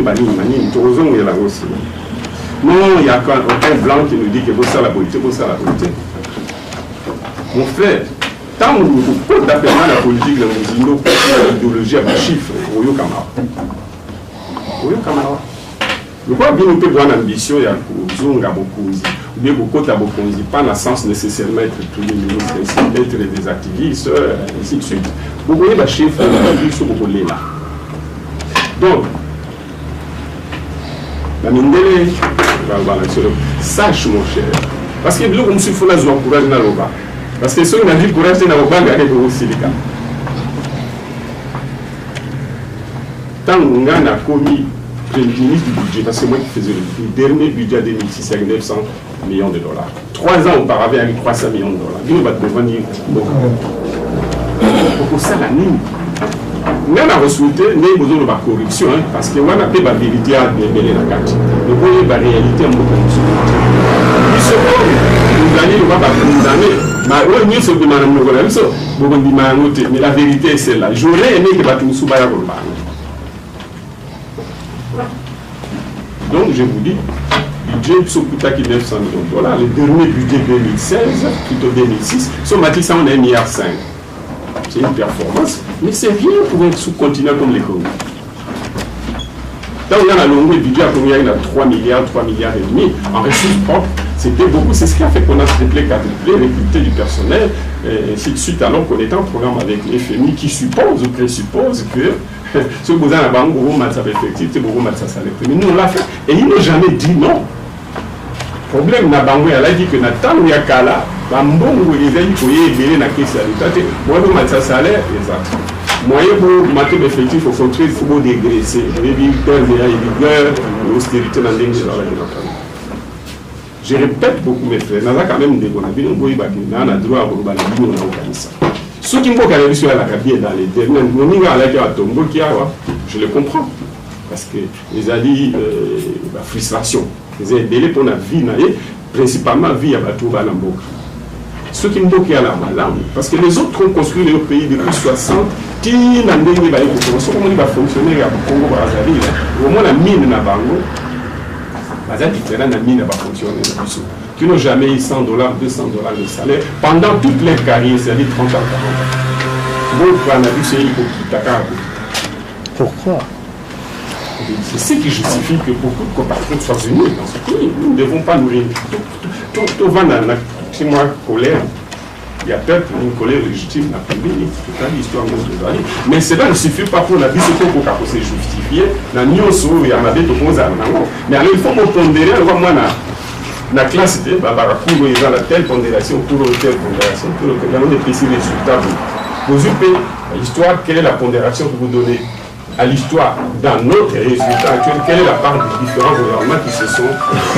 cela signifie que Bissopé faut qu'on dise, tout ça l'aveu, l'échec, la part de Bissopé. Et ça ne peut pas justifier tout ce que nous avons comme situation difficile. En d'autres termes, ce n'est pas le passé qui peut justifier notre gâchis actuel. À lui seul, il y a une partie du présent. Mais ce n'est pas non plus au présent de justifier nos... Mais comme je suis devant vous en tant que gestionnaire, ancien gestionnaire, pour une qualité, parce que ma prédisposition vous en avez vis-à-vis à personne en tant que dirigeant, vous allez malin. Et que je souhaite quand même que la carte à monter pour ça la nuance parce que l'objet héritage autorotique à la vie. Au but c'est que le côté, tout le bail que tu bâtis, si moi d'âme tout au long, beaucoup y a un peu. Et vous serez jugé de la même manière. Parce que, quel que soit le gouvernement de demain, au Canada, vous avez la meilleure que où il y a Bissot. Mais il y a des défis où on va rénover ça en 5 ans, 10 ans. Ça, c'est vraiment ignorer l'héritage que de penser comme ça. Question sous-sous. Merci. La réponse de nous sous-sous. Merci beaucoup. Monsieur le Premier ministre. Non, c'est... Bon. Monsieur le Premier ministre, voilà. C'est avec beaucoup de respect, et beaucoup de considération et beaucoup de remerciements que vous avez daigné accepter de venir nous rencontrer, nous qui sommes que le peuple et la base du peuple congolais. Ma première question, excusez-moi, je vais m'étendre sur le domaine presque qui est le mien, c'est-à-dire le domaine militaire. Ma première question est par rapport aux frontières de la République démocratique du Congo. Aujourd'hui, la frontière Nabiso Ezali entamée. Et le gouvernement, parce que vous allez appartenir à la majorité présidentielle en tant que député aussi aujourd'hui, le gouvernement semble ne pas parler là-dessus et demande même au peuple d'accepter les frontières telles qu'elles sont tracées à l'est du Congo. Vous, en tant que Premier ministre, enfin en tant qu'ancien Premier ministre et en tant que député, est-ce que vous avez essayé de lever la voix là-dessus pour intervenir et demander à ce que l'on puisse voir ces situations au clair et surtout garder nos frontières telles qu'elles ont été lorsqu'il y a eu le découpage des pays en Afrique? Ça, c'est la première question. La deuxième question, c'est une question presque aussi militaire. Vous avez parlé des salaires des fonctionnaires et des emplois qui ont été créés. Moi, je viens du Congo il n'y a pas très longtemps, donc j'ai bien dit que j'appartiens aux FRDC. Donc, je ne suis pas un ancien militaire, je suis un militaire. Du moment où vous avez été Premier ministre, moi j'étais dans ce pays-là. Du moment où vous avez été ministre du budget, j'étais dans ce pays-là. Vous revenez de ce pays, qui est le nôtre. Les fonctionnaires du Congo, quand je dis les fonctionnaires, je cite même les militaires parmi eux. Vous dites que vous avez créé des emplois. Certes, il y a des recrutements qui se font dans l'armée et il y a des recrutements qui se font dans les fonctions publiques. Mais à ma connaissance, il y a un vrai faux recrutement qui se fait. C'est-à-dire on recrute, les gens sont sur les listes, mais en réalité, ce sont des fonctionnaires fictifs, mais qui perçoivent et touchent des payes à chaque fin du mois. Est-ce que vous êtes au courant de la situation en tant que Premier ministre et aussi en tant que ministre du budget et aussi aujourd'hui en tant que député? Est-ce que vous avez déjà essayé de tirer cette situation au clair et au besoin même de tirer la sonnette d'alarme? Non, mais je n'ai pas fini. Une dernière question que je peux poser est toujours une question. Maintenant, cette question est une question générale, je vais dire. Vous, en tant que membre de la majorité présidentielle, aujourd'hui, le gouvernement est censé partir parce qu'ils sont arrivés à la fin de leur mandat. On leur a demandé même d'être un peu souples, d'être démissionnés, ils n'ont pas voulu démissionner. Ils sont restés, ils sont arrivés à la fin de leur mandat. Vous, en tant que membres de la majorité présidentielle, si ce gouvernement s'écroule, parce que nous qui sommes là, nous sommes là en train de lutter pour que Kabila et toute sa compagnie quittent le pouvoir et quittent. Alors, vous en tant que membre de la majorité présidentielle, si ce bateau dans lequel vous êtes chavire, allez-vous demeurer du côté du peuple ou vous allez chavirer avec eux? Et lorsque vous êtes venus vers nous, c'est pour nous apporter quel message? Est-ce que le message est tel que, voilà, je suis maintenant du côté du peuple parce que j'ai compris réellement leur cri de détresse et que je veux marcher cette fois-ci avec eux, ou vous êtes venus nous amener à comprendre que vous aviez fait en votre temps un très bon travail parce que vous aviez un budget réduit et que vous ne pouviez pas mettre à la disposition du peuple ce qu'il fallait, et voilà pourquoi aujourd'hui vous venez du côté...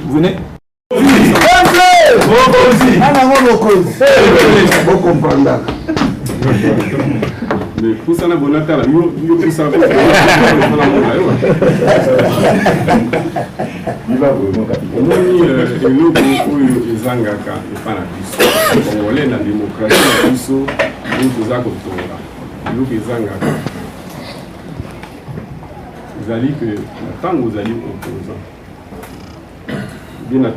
majorité, il faut qu'il y ait rendre compte, il faut qu'il y ait solo là. Tout ça qu'on construit, tout ça qu'on s'améliore. Et puis nous pouvons créer un mouvement, vous allez mouvement citoyen, tout ça qu'on s'améliore. Démocratie, c'est tout ça qu'on peut. En principe, dans la démocratie, il fallait au-delà de la revendication, il y a pour échanger, il y a une dimension là-bas. Vous allez que de temps en temps, il y a pour dire voilà, cette politique-là, elle est mauvaise, voilà la bonne. C'est ça l'opposition. Voilà celle que nous, on va appliquer. Et il faut le battre pour les opposants, parce que je vous ai promis de vous dire ma vérité. Je ne dis pas la vérité absolue, la mienne. S'il ne fait pas de dire, le père fondateur dans ce babara, plutôt la Belge, mais il n'avait pas une politique alternative. Cela ne signifie pas que le fait que Basengi et la Belge va tenir parce que pour poser la question, c'est légitime, bien. Parce que vous pouvez une chance dans Coca-Cola. Les ala, tous ala, et tous ala d'accord ou pas, mais le plus important c'est que tous se comprennent. Même alors, il ne suffisait pas pour les peuples fondateurs de dire il fallait qu'ils aient une alternative en termes de capacité de prise en charge et puis la gestion. Cela ne voulait pas dire qu'ils n'avaient pas le droit de revendiquer le changement. Pour l'anga, opposant, il ne suffit pas de dire que Kabila part, même s'ils ont raison de le dire, mais j'insiste, ils ont raison de le demander. Mais ils doivent avoir une politique alternative. Quel est l'état des lieux? Quelle est la perspective? Avec quels moyens? Ça leur confère une double légitimité. Légitimité d'accompagner le peuple dans sa quête pour le respect des lois et de la Constitution, et aussi légitimité par rapport au projet qu'il donne au peuple comme étant un projet alternatif, s'il y a une vacuité là-dessus. Alors, nous avons aussi un mandataire. Nous avons en tant que nous avons campagne, autour de la question, nous avons mais en tant que peuple de l'autre et l'autre. Donc, nous avons été pour non, parce que je me sens la responsabilité à un moment donné de rendre compte et d'apporter modestement comme expérience, comme connaissance, sans oublier d'indiquer, parce que oui, très bien de donner des leçons. Mais maintenant, on a eu au salaire qui c'est voilà pourquoi on avait soumis l'exercice. Voilà. Donc, vous allez fier et puis vous voyez que vous avez la prétention. C'est une fierté, Moussala, vous savez. Donc, Kenan est retrouvé en train de m'expliquer ce qui n'avait jamais existé auparavant. Kenan expliqué vous posez une question à bilan, vous savez une reproche, une accusation, des exercices moins malins. Voilà, première question.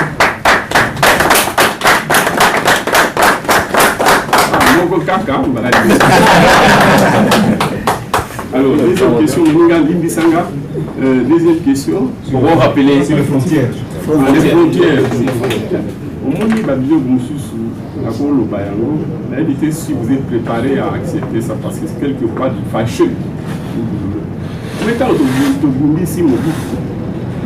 On a tellement affaibli qu'on a affaibli l'État. Quand on va continuer à moniquer, en réalité, l'armée n'a dit pour les mêmes raisons plus ou moins qu'aujourd'hui. On avait des bons éléments. Mais faiblesse armée, c'est principalement lié à la production du pays et au budget de l'État. Et par conséquent, aux rémunérations, où vous avez évoqué ça passe dans la parole. Le problème, il y a la frontière, on a claironné pour que le monde et il n'y a pas de solution en dehors, il y a une bonne armée, une armée républicaine. Une bonne armée suppose des bonnes finances. C'est ça qui dit que le gage de la souveraineté d'un État, si vous ne pouvez pas défendre vos frontières, donc, nous avons armé, nous avons militaire, mais il faut que nous avons remplir les conditions de Bango, tout ça n'a monté. Donc je peux crier pour vous faire plaisir. Donc, frontière, on dit ça pour eux. Parce qu'il y a pire même l'absence de la capacité de défense. Il y a pire que ça. Il y a l'absence du droit. Est-ce qu'on dit que dans l'Est, les chefs coutumiers, les anciens propriétaires terriens, tant que Belge a signé un contrat dans la communauté. Alors, la principauté n'a pas et que mini-État. Tant que nous avons pour ça l'inventer pour parler en tant que chef de l'État. L'État belge. D'abord, les rois le reposer en tant qu'État lui-même. Ensuite, l'État où appelle section parce que nous sommes nés indépendants entre guillemets. Dans une section de la colonie de propriété à un État, l'État belge. Tant que l'État belge, tout cas, ma béloana bateau à l'écolo, jamais de zone ça dans la communauté locale, ma bélo y a barreau. Même pas comme concessionnaire, ils n'ont pas de titre. Les fiscaux comme concessionnaire, c'est une situation de non-droit. Chef à territoire, c'est le gâchis, quoi. Mais c'est un héritage, on a fait ce qu'on pouvait, mais ce n'est pas évident, mais vous serez devant la même équation. Et vous serez jugé avec la même sévérité au Bézard au service. Et ça doit se passer ainsi d'ailleurs. Et donc, pour dire que toi, la frontière, c'est parce qu'on n'a pas les attributs de souveraineté, dont la défense. Pour défense. Et puis l'héritage, il y a défense, armée, malheureusement, ils allaient agglomération, il y a des militants, partisans des anciennes rébellions. Ce n'est pas des gens qu'on a recrutés d'en bas et qu'on a formés. Ils ont battu, rebelles, la vie battu, donc il faut pas connaître. Ils allaient héritage, ils s'engagent tous à la nango maïele, où ils bandent pour travailler dans la durée. Au fur et à mesure que nous allons construire l'état de droit. Toutes ces choses-là se tiennent. Les PIB du pays, les budgets de l'État, la sécurité, la défense, une bonne administration, et matériel, le renseignement, tout est matériel. Ce sont les équipements, c'est des finances. Voilà donc la réponse à sa troisième question, c'est fini. Hein. Les emplois fictifs. Les emplois fictifs, oui. L'emploi fictif est allé. Oui, que bon. Bino bozo dinga kundileranga oya muke ya malamu masala. Oui que comme ministre du budget to kana na ministre de la défense basa la contrôle basa effectivement ba constater na tango na ba fictif est ba fictif on a tout temps to longo ya to dégager boni permettre que to maltisaper salaire na tango na ba o ba ki na arrivé na période na ba santai une augmentation ou taki na réduction ba fictif. OK kaka wana. Pas y compris mais na santé. Bon, il n'y a pas de problème, mais moi, c'est pourquoi mon frère dit, parlons le langage de vérité. Ceux qui te limitent comme en allo, au lieu dans la divinité, soyons assez positifs. Tant que les Cambodgiens, c'est ce qui encourage que, on a un mot carreau, ceux qui nous disent que nous allons protéger. na malamu wana mpona kocultiver akoencourage mwa malamu sinon soki moto asali mwa moke ondimeli ete omoni te kamona nasala malamu siko baondimela. Vraiment ezali combat intelligent sincèrement pour na ngeze singo parce que souhait na biso ezalaki tokóma na niveau oyo et ça félicitations na bandeko ya peuple mokonzi te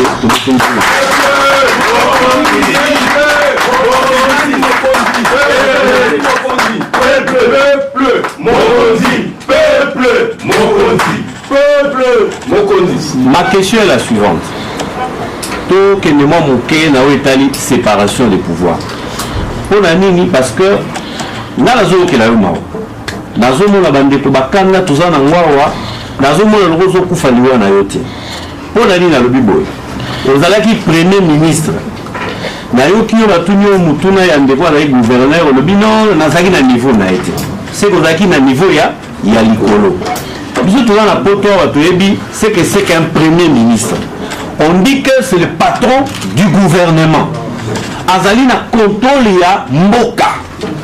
Président Zakuna, mais yé mutoza le roi maman na kati ya ndako. Président le roi papa. Maman yebaka nani abeli, nani alalaki bien, nani akendeki classe, nani atikalaki pendant que papa ke musala. C'est ça un peu séparation à pouvoir entre premier ministre et président de la République. Kasi na Congo tu vas constater une chose. Tokolinga mingi yo mutozali awa ayant été à cette fonction là, que l'itoka surtout ebisa biso valeur nini poste ya premier ministre za na kati ya Congo. Pour politique nini moto ba bengi premier ministre azana yango. Parce que na mboka na biso to monaka mutoza ministre ya communication. Aza ko ba mingi makambo ya président de la République. Premier ministre na monongone ko tekalika lo bano wana masaranga na longwa kuna. Donc tout le monde a valeur ya premier ministre to yebike. So tali ba patron ya ANER baza ko kangisa batu ndenge balingi ngai na kangama na tango ya 2011 droit to bito ke ba intention ba procès d'intention te pendant que yo zalaki premier ministre. So to miko tout le monde ba na yebaki makambo wana te. Tout à fait normal parce que tozo yebate premier ministre est-ce kaza patron ya service à sécurité.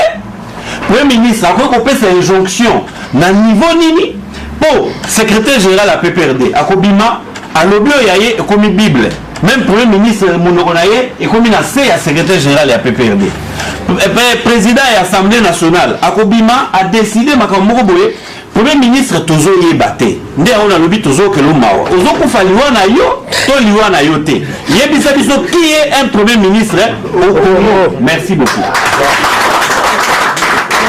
La question à Bongo, vraiment, dans la vie de Koulouka, la prochaine fois, ceux qui n'engagent pas tout séparés, côté où ils aussi, mais la ancienne gens, vous avez des accusations personnelles, à côté où vous avez des accusations à la vie de la parce que là, vous n'êtes pas dans des interprétations de genre.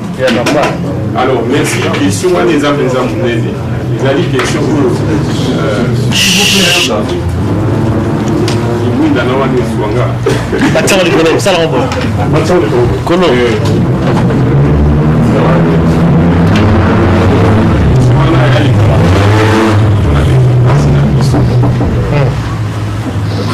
Moni na ba pays où le ministre Azali chef ya gouvernement, Azali chef ya Mboka, un régime parlementaire. Les choses sont claires. Il y a un roi ou une reine qui est le chef de l'État, mais qui ne gère pas, qui règne. Il garantit stabilité en Mboka, unité en Mboka, mais l'action gouvernementale entièrement, c'est-à-dire la Premier ministre, il y a parti majoritaire. Généralement, il y a les armées balais. Les choses sont claires. Le Premier ministre, chef de gouvernement, c'est lui qui fait. Le roi qui est le chef de l'État ou la reine n'a rien à dire, même si politiquement, comme ça, la main d'influence. D'autant plus qu'il participe aussi à la nomination Premier ministre. La nomination qui s'impose parce que le Premier ministre, en général, a dit chef de la majorité qui gagne. Ou de la coalition qui gagne. Mais ça va simple. Ou bien dans le régime où les alliés présidentiels, la tête, ou à la tête, moi, il y a l'État. C'est le chef de l'État, président de la République ou à les États-Unis. Problème est ça. Mais dans le régime semi-présidentiel, semi parlementaire, on a deux têtes de l'exécutif. C'est toujours difficile. Parce que le roi Boza Mitouni Balé, c'est comme Moutouni ou Kamambo. Faiblesse où il y a Premier ministre de Mboka Bisso. Ce n'est pas lié aux personnes, même s'il y a une dimension personnelle, mais c'est lié même à l'ambivalence du régime. Nikoloba, lui aux premier ministre. Mais ma vota yoté. Moutoua président de la République, il y a ma vota. C'est lui qui rendra compte. Il y a dit sur moi en tenant compte de la majorité parlementaire. Au bout de la majorité président, la majorité parlementaire, il y a beaucoup de vota.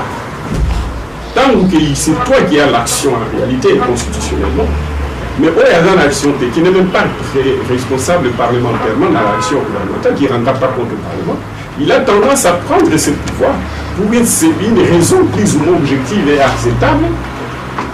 C'est que ce qui est délié peut-être la vota à revenir.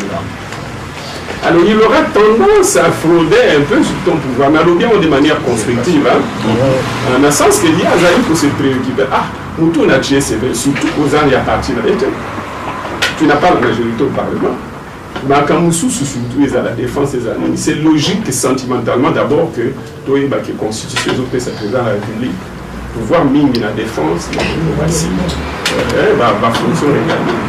À côté penza côté qu'elle a monté mon côté qui vous dirigez, il y a avant d'appeler nous autres tant que n'a fait mandat il y a des barotal. Parce que yo ba yebi yo kaka na ba député ou ba ndima il faut investir on a yé moko mutu à konio na cadre de la majorité à coalition. Les aka en difficulté et diminuer influence penza na ndengo zo kanisela ou votre chef au gouvernement du fait qu'il est dépendant d'une majorité qui peut ne pas être la sienne propre et dépendant du président de la République qui est conscient qu'il y a voter et que c'est lui qui doit rendre les bilans, non pas au Parlement, mais au peuple. Alors, et donc, on est moins difficulté donc, aussi longtemps que le Premier ministre Touché est dans le régime, président Touché, Premier ministre dans le cadre de la majorité parlementaire dans le régime du Parlement local. En Belgique et puis là au Royaume-Uni, pour avoir un pouvoir total et action gouvernementale. Aussi longtemps que tu peux un président a un président total comme aux États-Unis et que tu crées deux têtes ambivalentes, soit affaibli l'un ou l'autre, mais principalement le Premier ministre parce qu'en fait, il dépend du président qui les nomme. Alors, Amituna Moussoufounda président, au lieu où là, tu as un chapeau et un magambo, tu as un kéza yoté. Au moins, il faut simplifier les Kamoubo. Nous allons les assumer. Nous avons assumé qu'on dit ma bonne, on a la position. Mais maintenant, il faut le battre que non, nos peuples étaient beaucoup de moins subtilité. Mais nous avons dit que je dois assumer jusqu'au bout.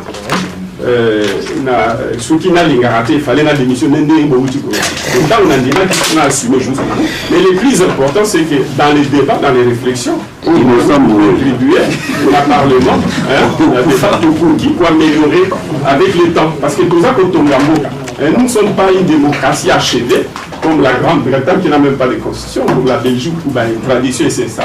Biso, tout ça, quand va faiblesse, ils allaient peine à insister aux à la caca pendant assez longtemps parce que les autres ont pris des siècles. Je ne dis pas qu'on doit prendre des siècles. Il est normal que tous en avoir faiblesse, dans l'institution, la mission n'a pas ramené ma défense. Je ne dis pas pour justifier les faiblesses actuelles. J'énonce un principe. J'énonce un principe. Ok, merci. La Congo, tout le monde a hydrocarbures et Zalaka. Donc, la 4. Ça, c'est de 1. Donc, ça dit qu'il y a des domaines réservés pour le pouvoir et l'occupation. Vous allez le voir d'étiquette. Donc, je rejoins un peu, un peu pétrole, jamais, tout le monde a un budget à moi, alors que les secteurs sont à bon niveau. Ça, c'est de 1. Bon, deuxième question.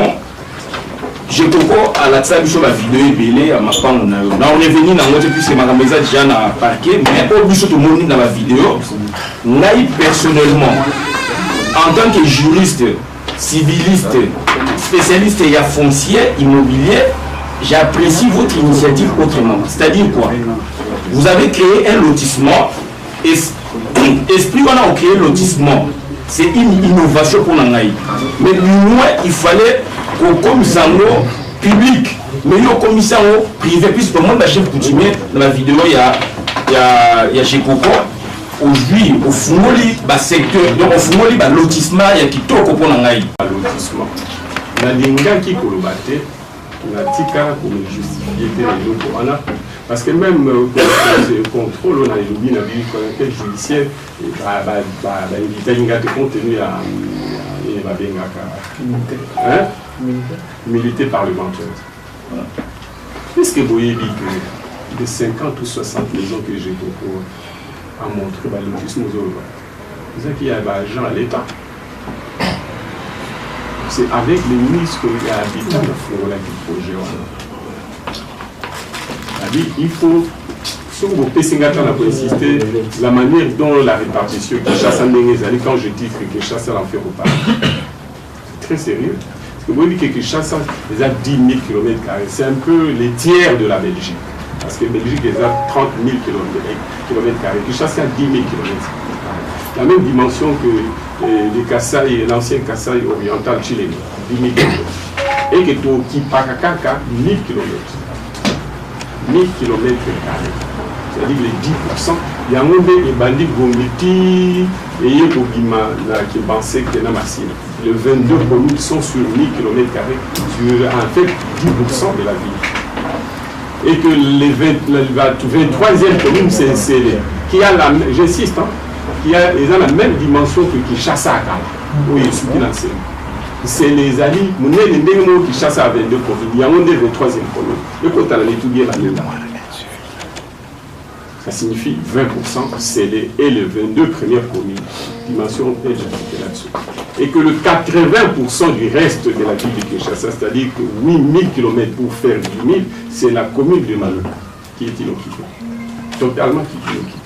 Et que donc, nous avons trouvé dans la demi-terrain, nous avons 80% qui chassent à tout. Quand il y a un qui est natif à Kwang, je vais rappeler que Maïno, ils ont constitué, ils ont la carte qui chasse à milieu. Mais la carte est commune. Donc, il suffit qu'à tout le baquet, pour viabiliser Solwana, tout ce qui tout ça, qui doit, parce que tu as 12 millions, à cause de l'OPAN, il y a 20 sur 30. Surtout ça, il va calculer, et tout il paie la moitié de Kinshasa. Nous avons dit qu'il y a une maison à crédit pour l'argent à l'État, une maison à 5 000 $.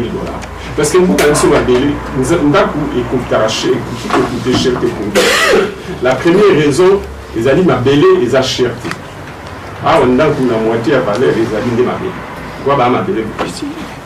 Nous beaucoup à Mobimba, basé à 30 000 km², surtout à 2 340 000, donc 80 fois le Congo, la Belgique. Je ne veux pas entrer là-dedans. Mais là, on va négocier, c'est les carburant. Nous sommes un pays pétrolier, à l'est, à l'ouest, à centre, qui veut être central, pour exploiter tout le sauté. Maintenant, je préfère que vous puissiez m'accuser sur ce genre de terrain, dont vous n'avez pas beaucoup travaillé, pour que vous exploitez pétrole, vous n'avez pas signé de contrats à temps, etc. Et donc là-dessus, il y a à voir un projet. Merci. Ok. Bon. D'avance, Nanga, Psychamibani. Premièrement, Agui candidat déjà. Agui déjà pour l'accès à chaque déjà montré. Deuxièmement, la lutte, il y a positionnement, il y a bandi pour lutter tant qu'on a Nazali après gouvernement, après l'élection. Il avait une avance parce qu'il était déjà candidat. Deuxièmement, il s'est comporté en opposant. Jusqu'ici, donc il est dans la contradiction. Et puis, la population, il y a Moutouaza au pouvoir. Et moi, je n'étais pas encore dans cette position-là. Et puis, moi, je n'ai pas mené la lutte, on risque de personnaliser le débat. Il y a une intérêt à valider. Mais il y a une Kolinga. Kosolola, ndenge tosolo likokeso yanga makanisi totala soki moi soutien koyi kozala yango nde kotindikanga na oyo mitindikanga moko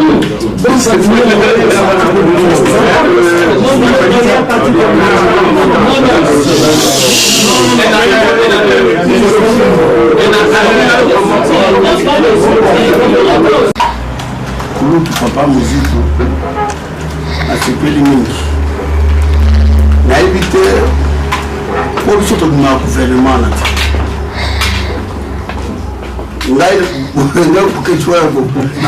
jamais de changer le langage. Le langage dans les clair tina okufu. Et toi dans un pouvoir et Ali du Polite Kanane. Moi na Christophe Kanande comme maman na Marceli.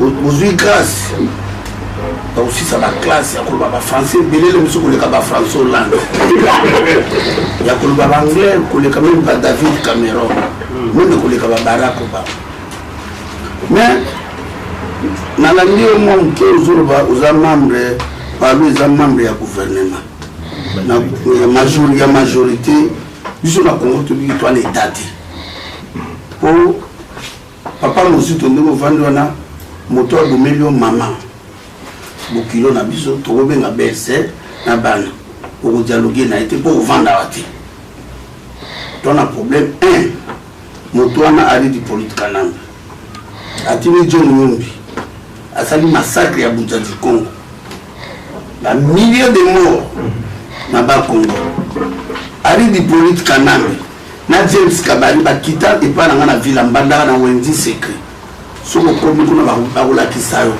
ba boma balandaka ba uto ba kimaka kuna ba extermina peuple ba kotsa bato na barge na gouvernement d'une majorité soit de la majorité la bonne majorité ba démon la réalité ari di politique kananga atena makobolo na chingi 9,000 abomi baleki na 9,000 Congolais, même secrétaire d'État américain. Comment on est né? John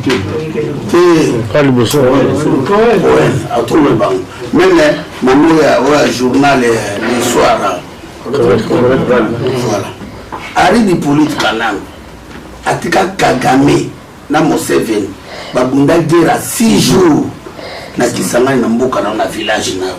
Soki na kisangani batombo ezali. Ari di politique kanam le 19 janvier, le 20 janvier, dans le 21. Ouais. Plus de 428 morts dans Maluku. Bande Kounon. Yuka crime au moutaza na tête à payer à ça. Ari di politique kanam, les autres hommes ont doté un coin. À Sali Bélé pour nous dénoncer à part Bissot le nom. Je remercie tout d'abord les combattants il y a Canada, États-Unis, France, Angleterre, Suisse, partout. Grâce à la diaspora congolaise, beaucoup s'est sauvé. Mission na bango tout les ans, Baroubé, ils ont une étiquette. Ça veut dire qu'ils ont une étiquette. Bato Dirigera Congo, ministre des Affaires étrangères, Arabis Maka, ministre de la Défense, Rubero, PDG au FIDA ya mboka na yo, bokilo ya mwana de yo, touch. Ok, mabele na yo za bantu, mais na mission nous avons ndenge ba touch bazo diriger mboka na yo. Na ba diplôme na yo. Na ba diplôme na yo. Na ba passeport. Na ba donc, ngai na sepeli na leki a pour expliquer peuple congolais que tokoli. Inspecteur Koulout Mozut, inspecteur à finance nous échoué 56 ans bilan à million 0 nous tous on a biso tout aux aba martyr tant bino bezo sala na criminel wana pata na classe to sorti sorti ka carte ya pulo on quand même et pas la personne à idiofa garder les mesati soko kiti naturel ezate ok même na dit kuna azate vraiment nous sommes milliers tolobaki na bitumba oyo to na besoin na bino même le général de Gaulle tanga kimaka France azalaka na kata Grande-Bretagne abando sur na François Mitterrand to na bakanda ebele mais to moni ki surtout sur na binote pour comprendre ça ça combattre moto aza na fête na moto aza kolela bazandeli mokoti pour nous bona kata fête biso toza na kata kolela tozandeli mokoti ça c'est vrai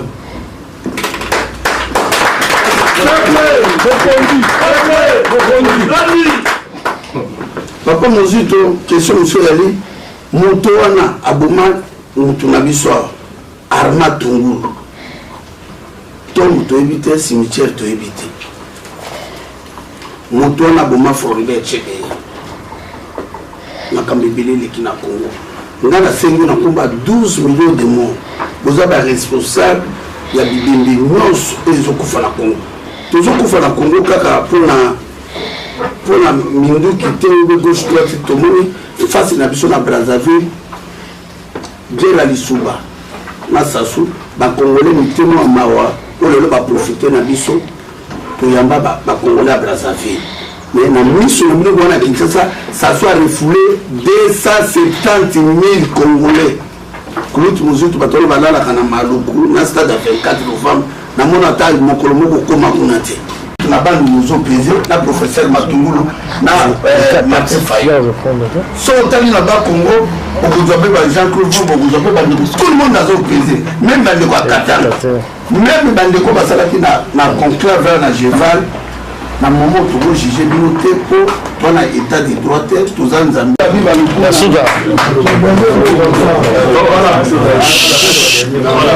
nakopesa bino merci na ndenge bobengaki nga mpe bozambinga bolobi oyo bwaki nango na motema bolobi en tant que compassionné mpe bolobi boyambinga en tant que moto na bino etikala kobima oyo ya biso bokonzi te eza malamu ndenge bolobenga nga mpe nayoki enregistré malamu nazali motu na korefléchir nayeba nakosala nini nakasa mpe oyo nga nalobi na bino okoki mpe kopesa bino mwa kofungola bino ici et là oza mpe bato kokanisa koba baintellectuel toyeba ndenge nini tokoka kotambola ensemble tokoka ata toza esika moko te me mpo na Congo tozala kote moko mpona kodefendre mboka na biso oyo mabe biso tokokaki kozalaki tosalaki plus important mpona politisi ezali koreconnaître awa ezali malamu te awa ezali erreur peut-être faible akoki kobima plus tard ou sika awa boye le plus important c'est que so tosololi boye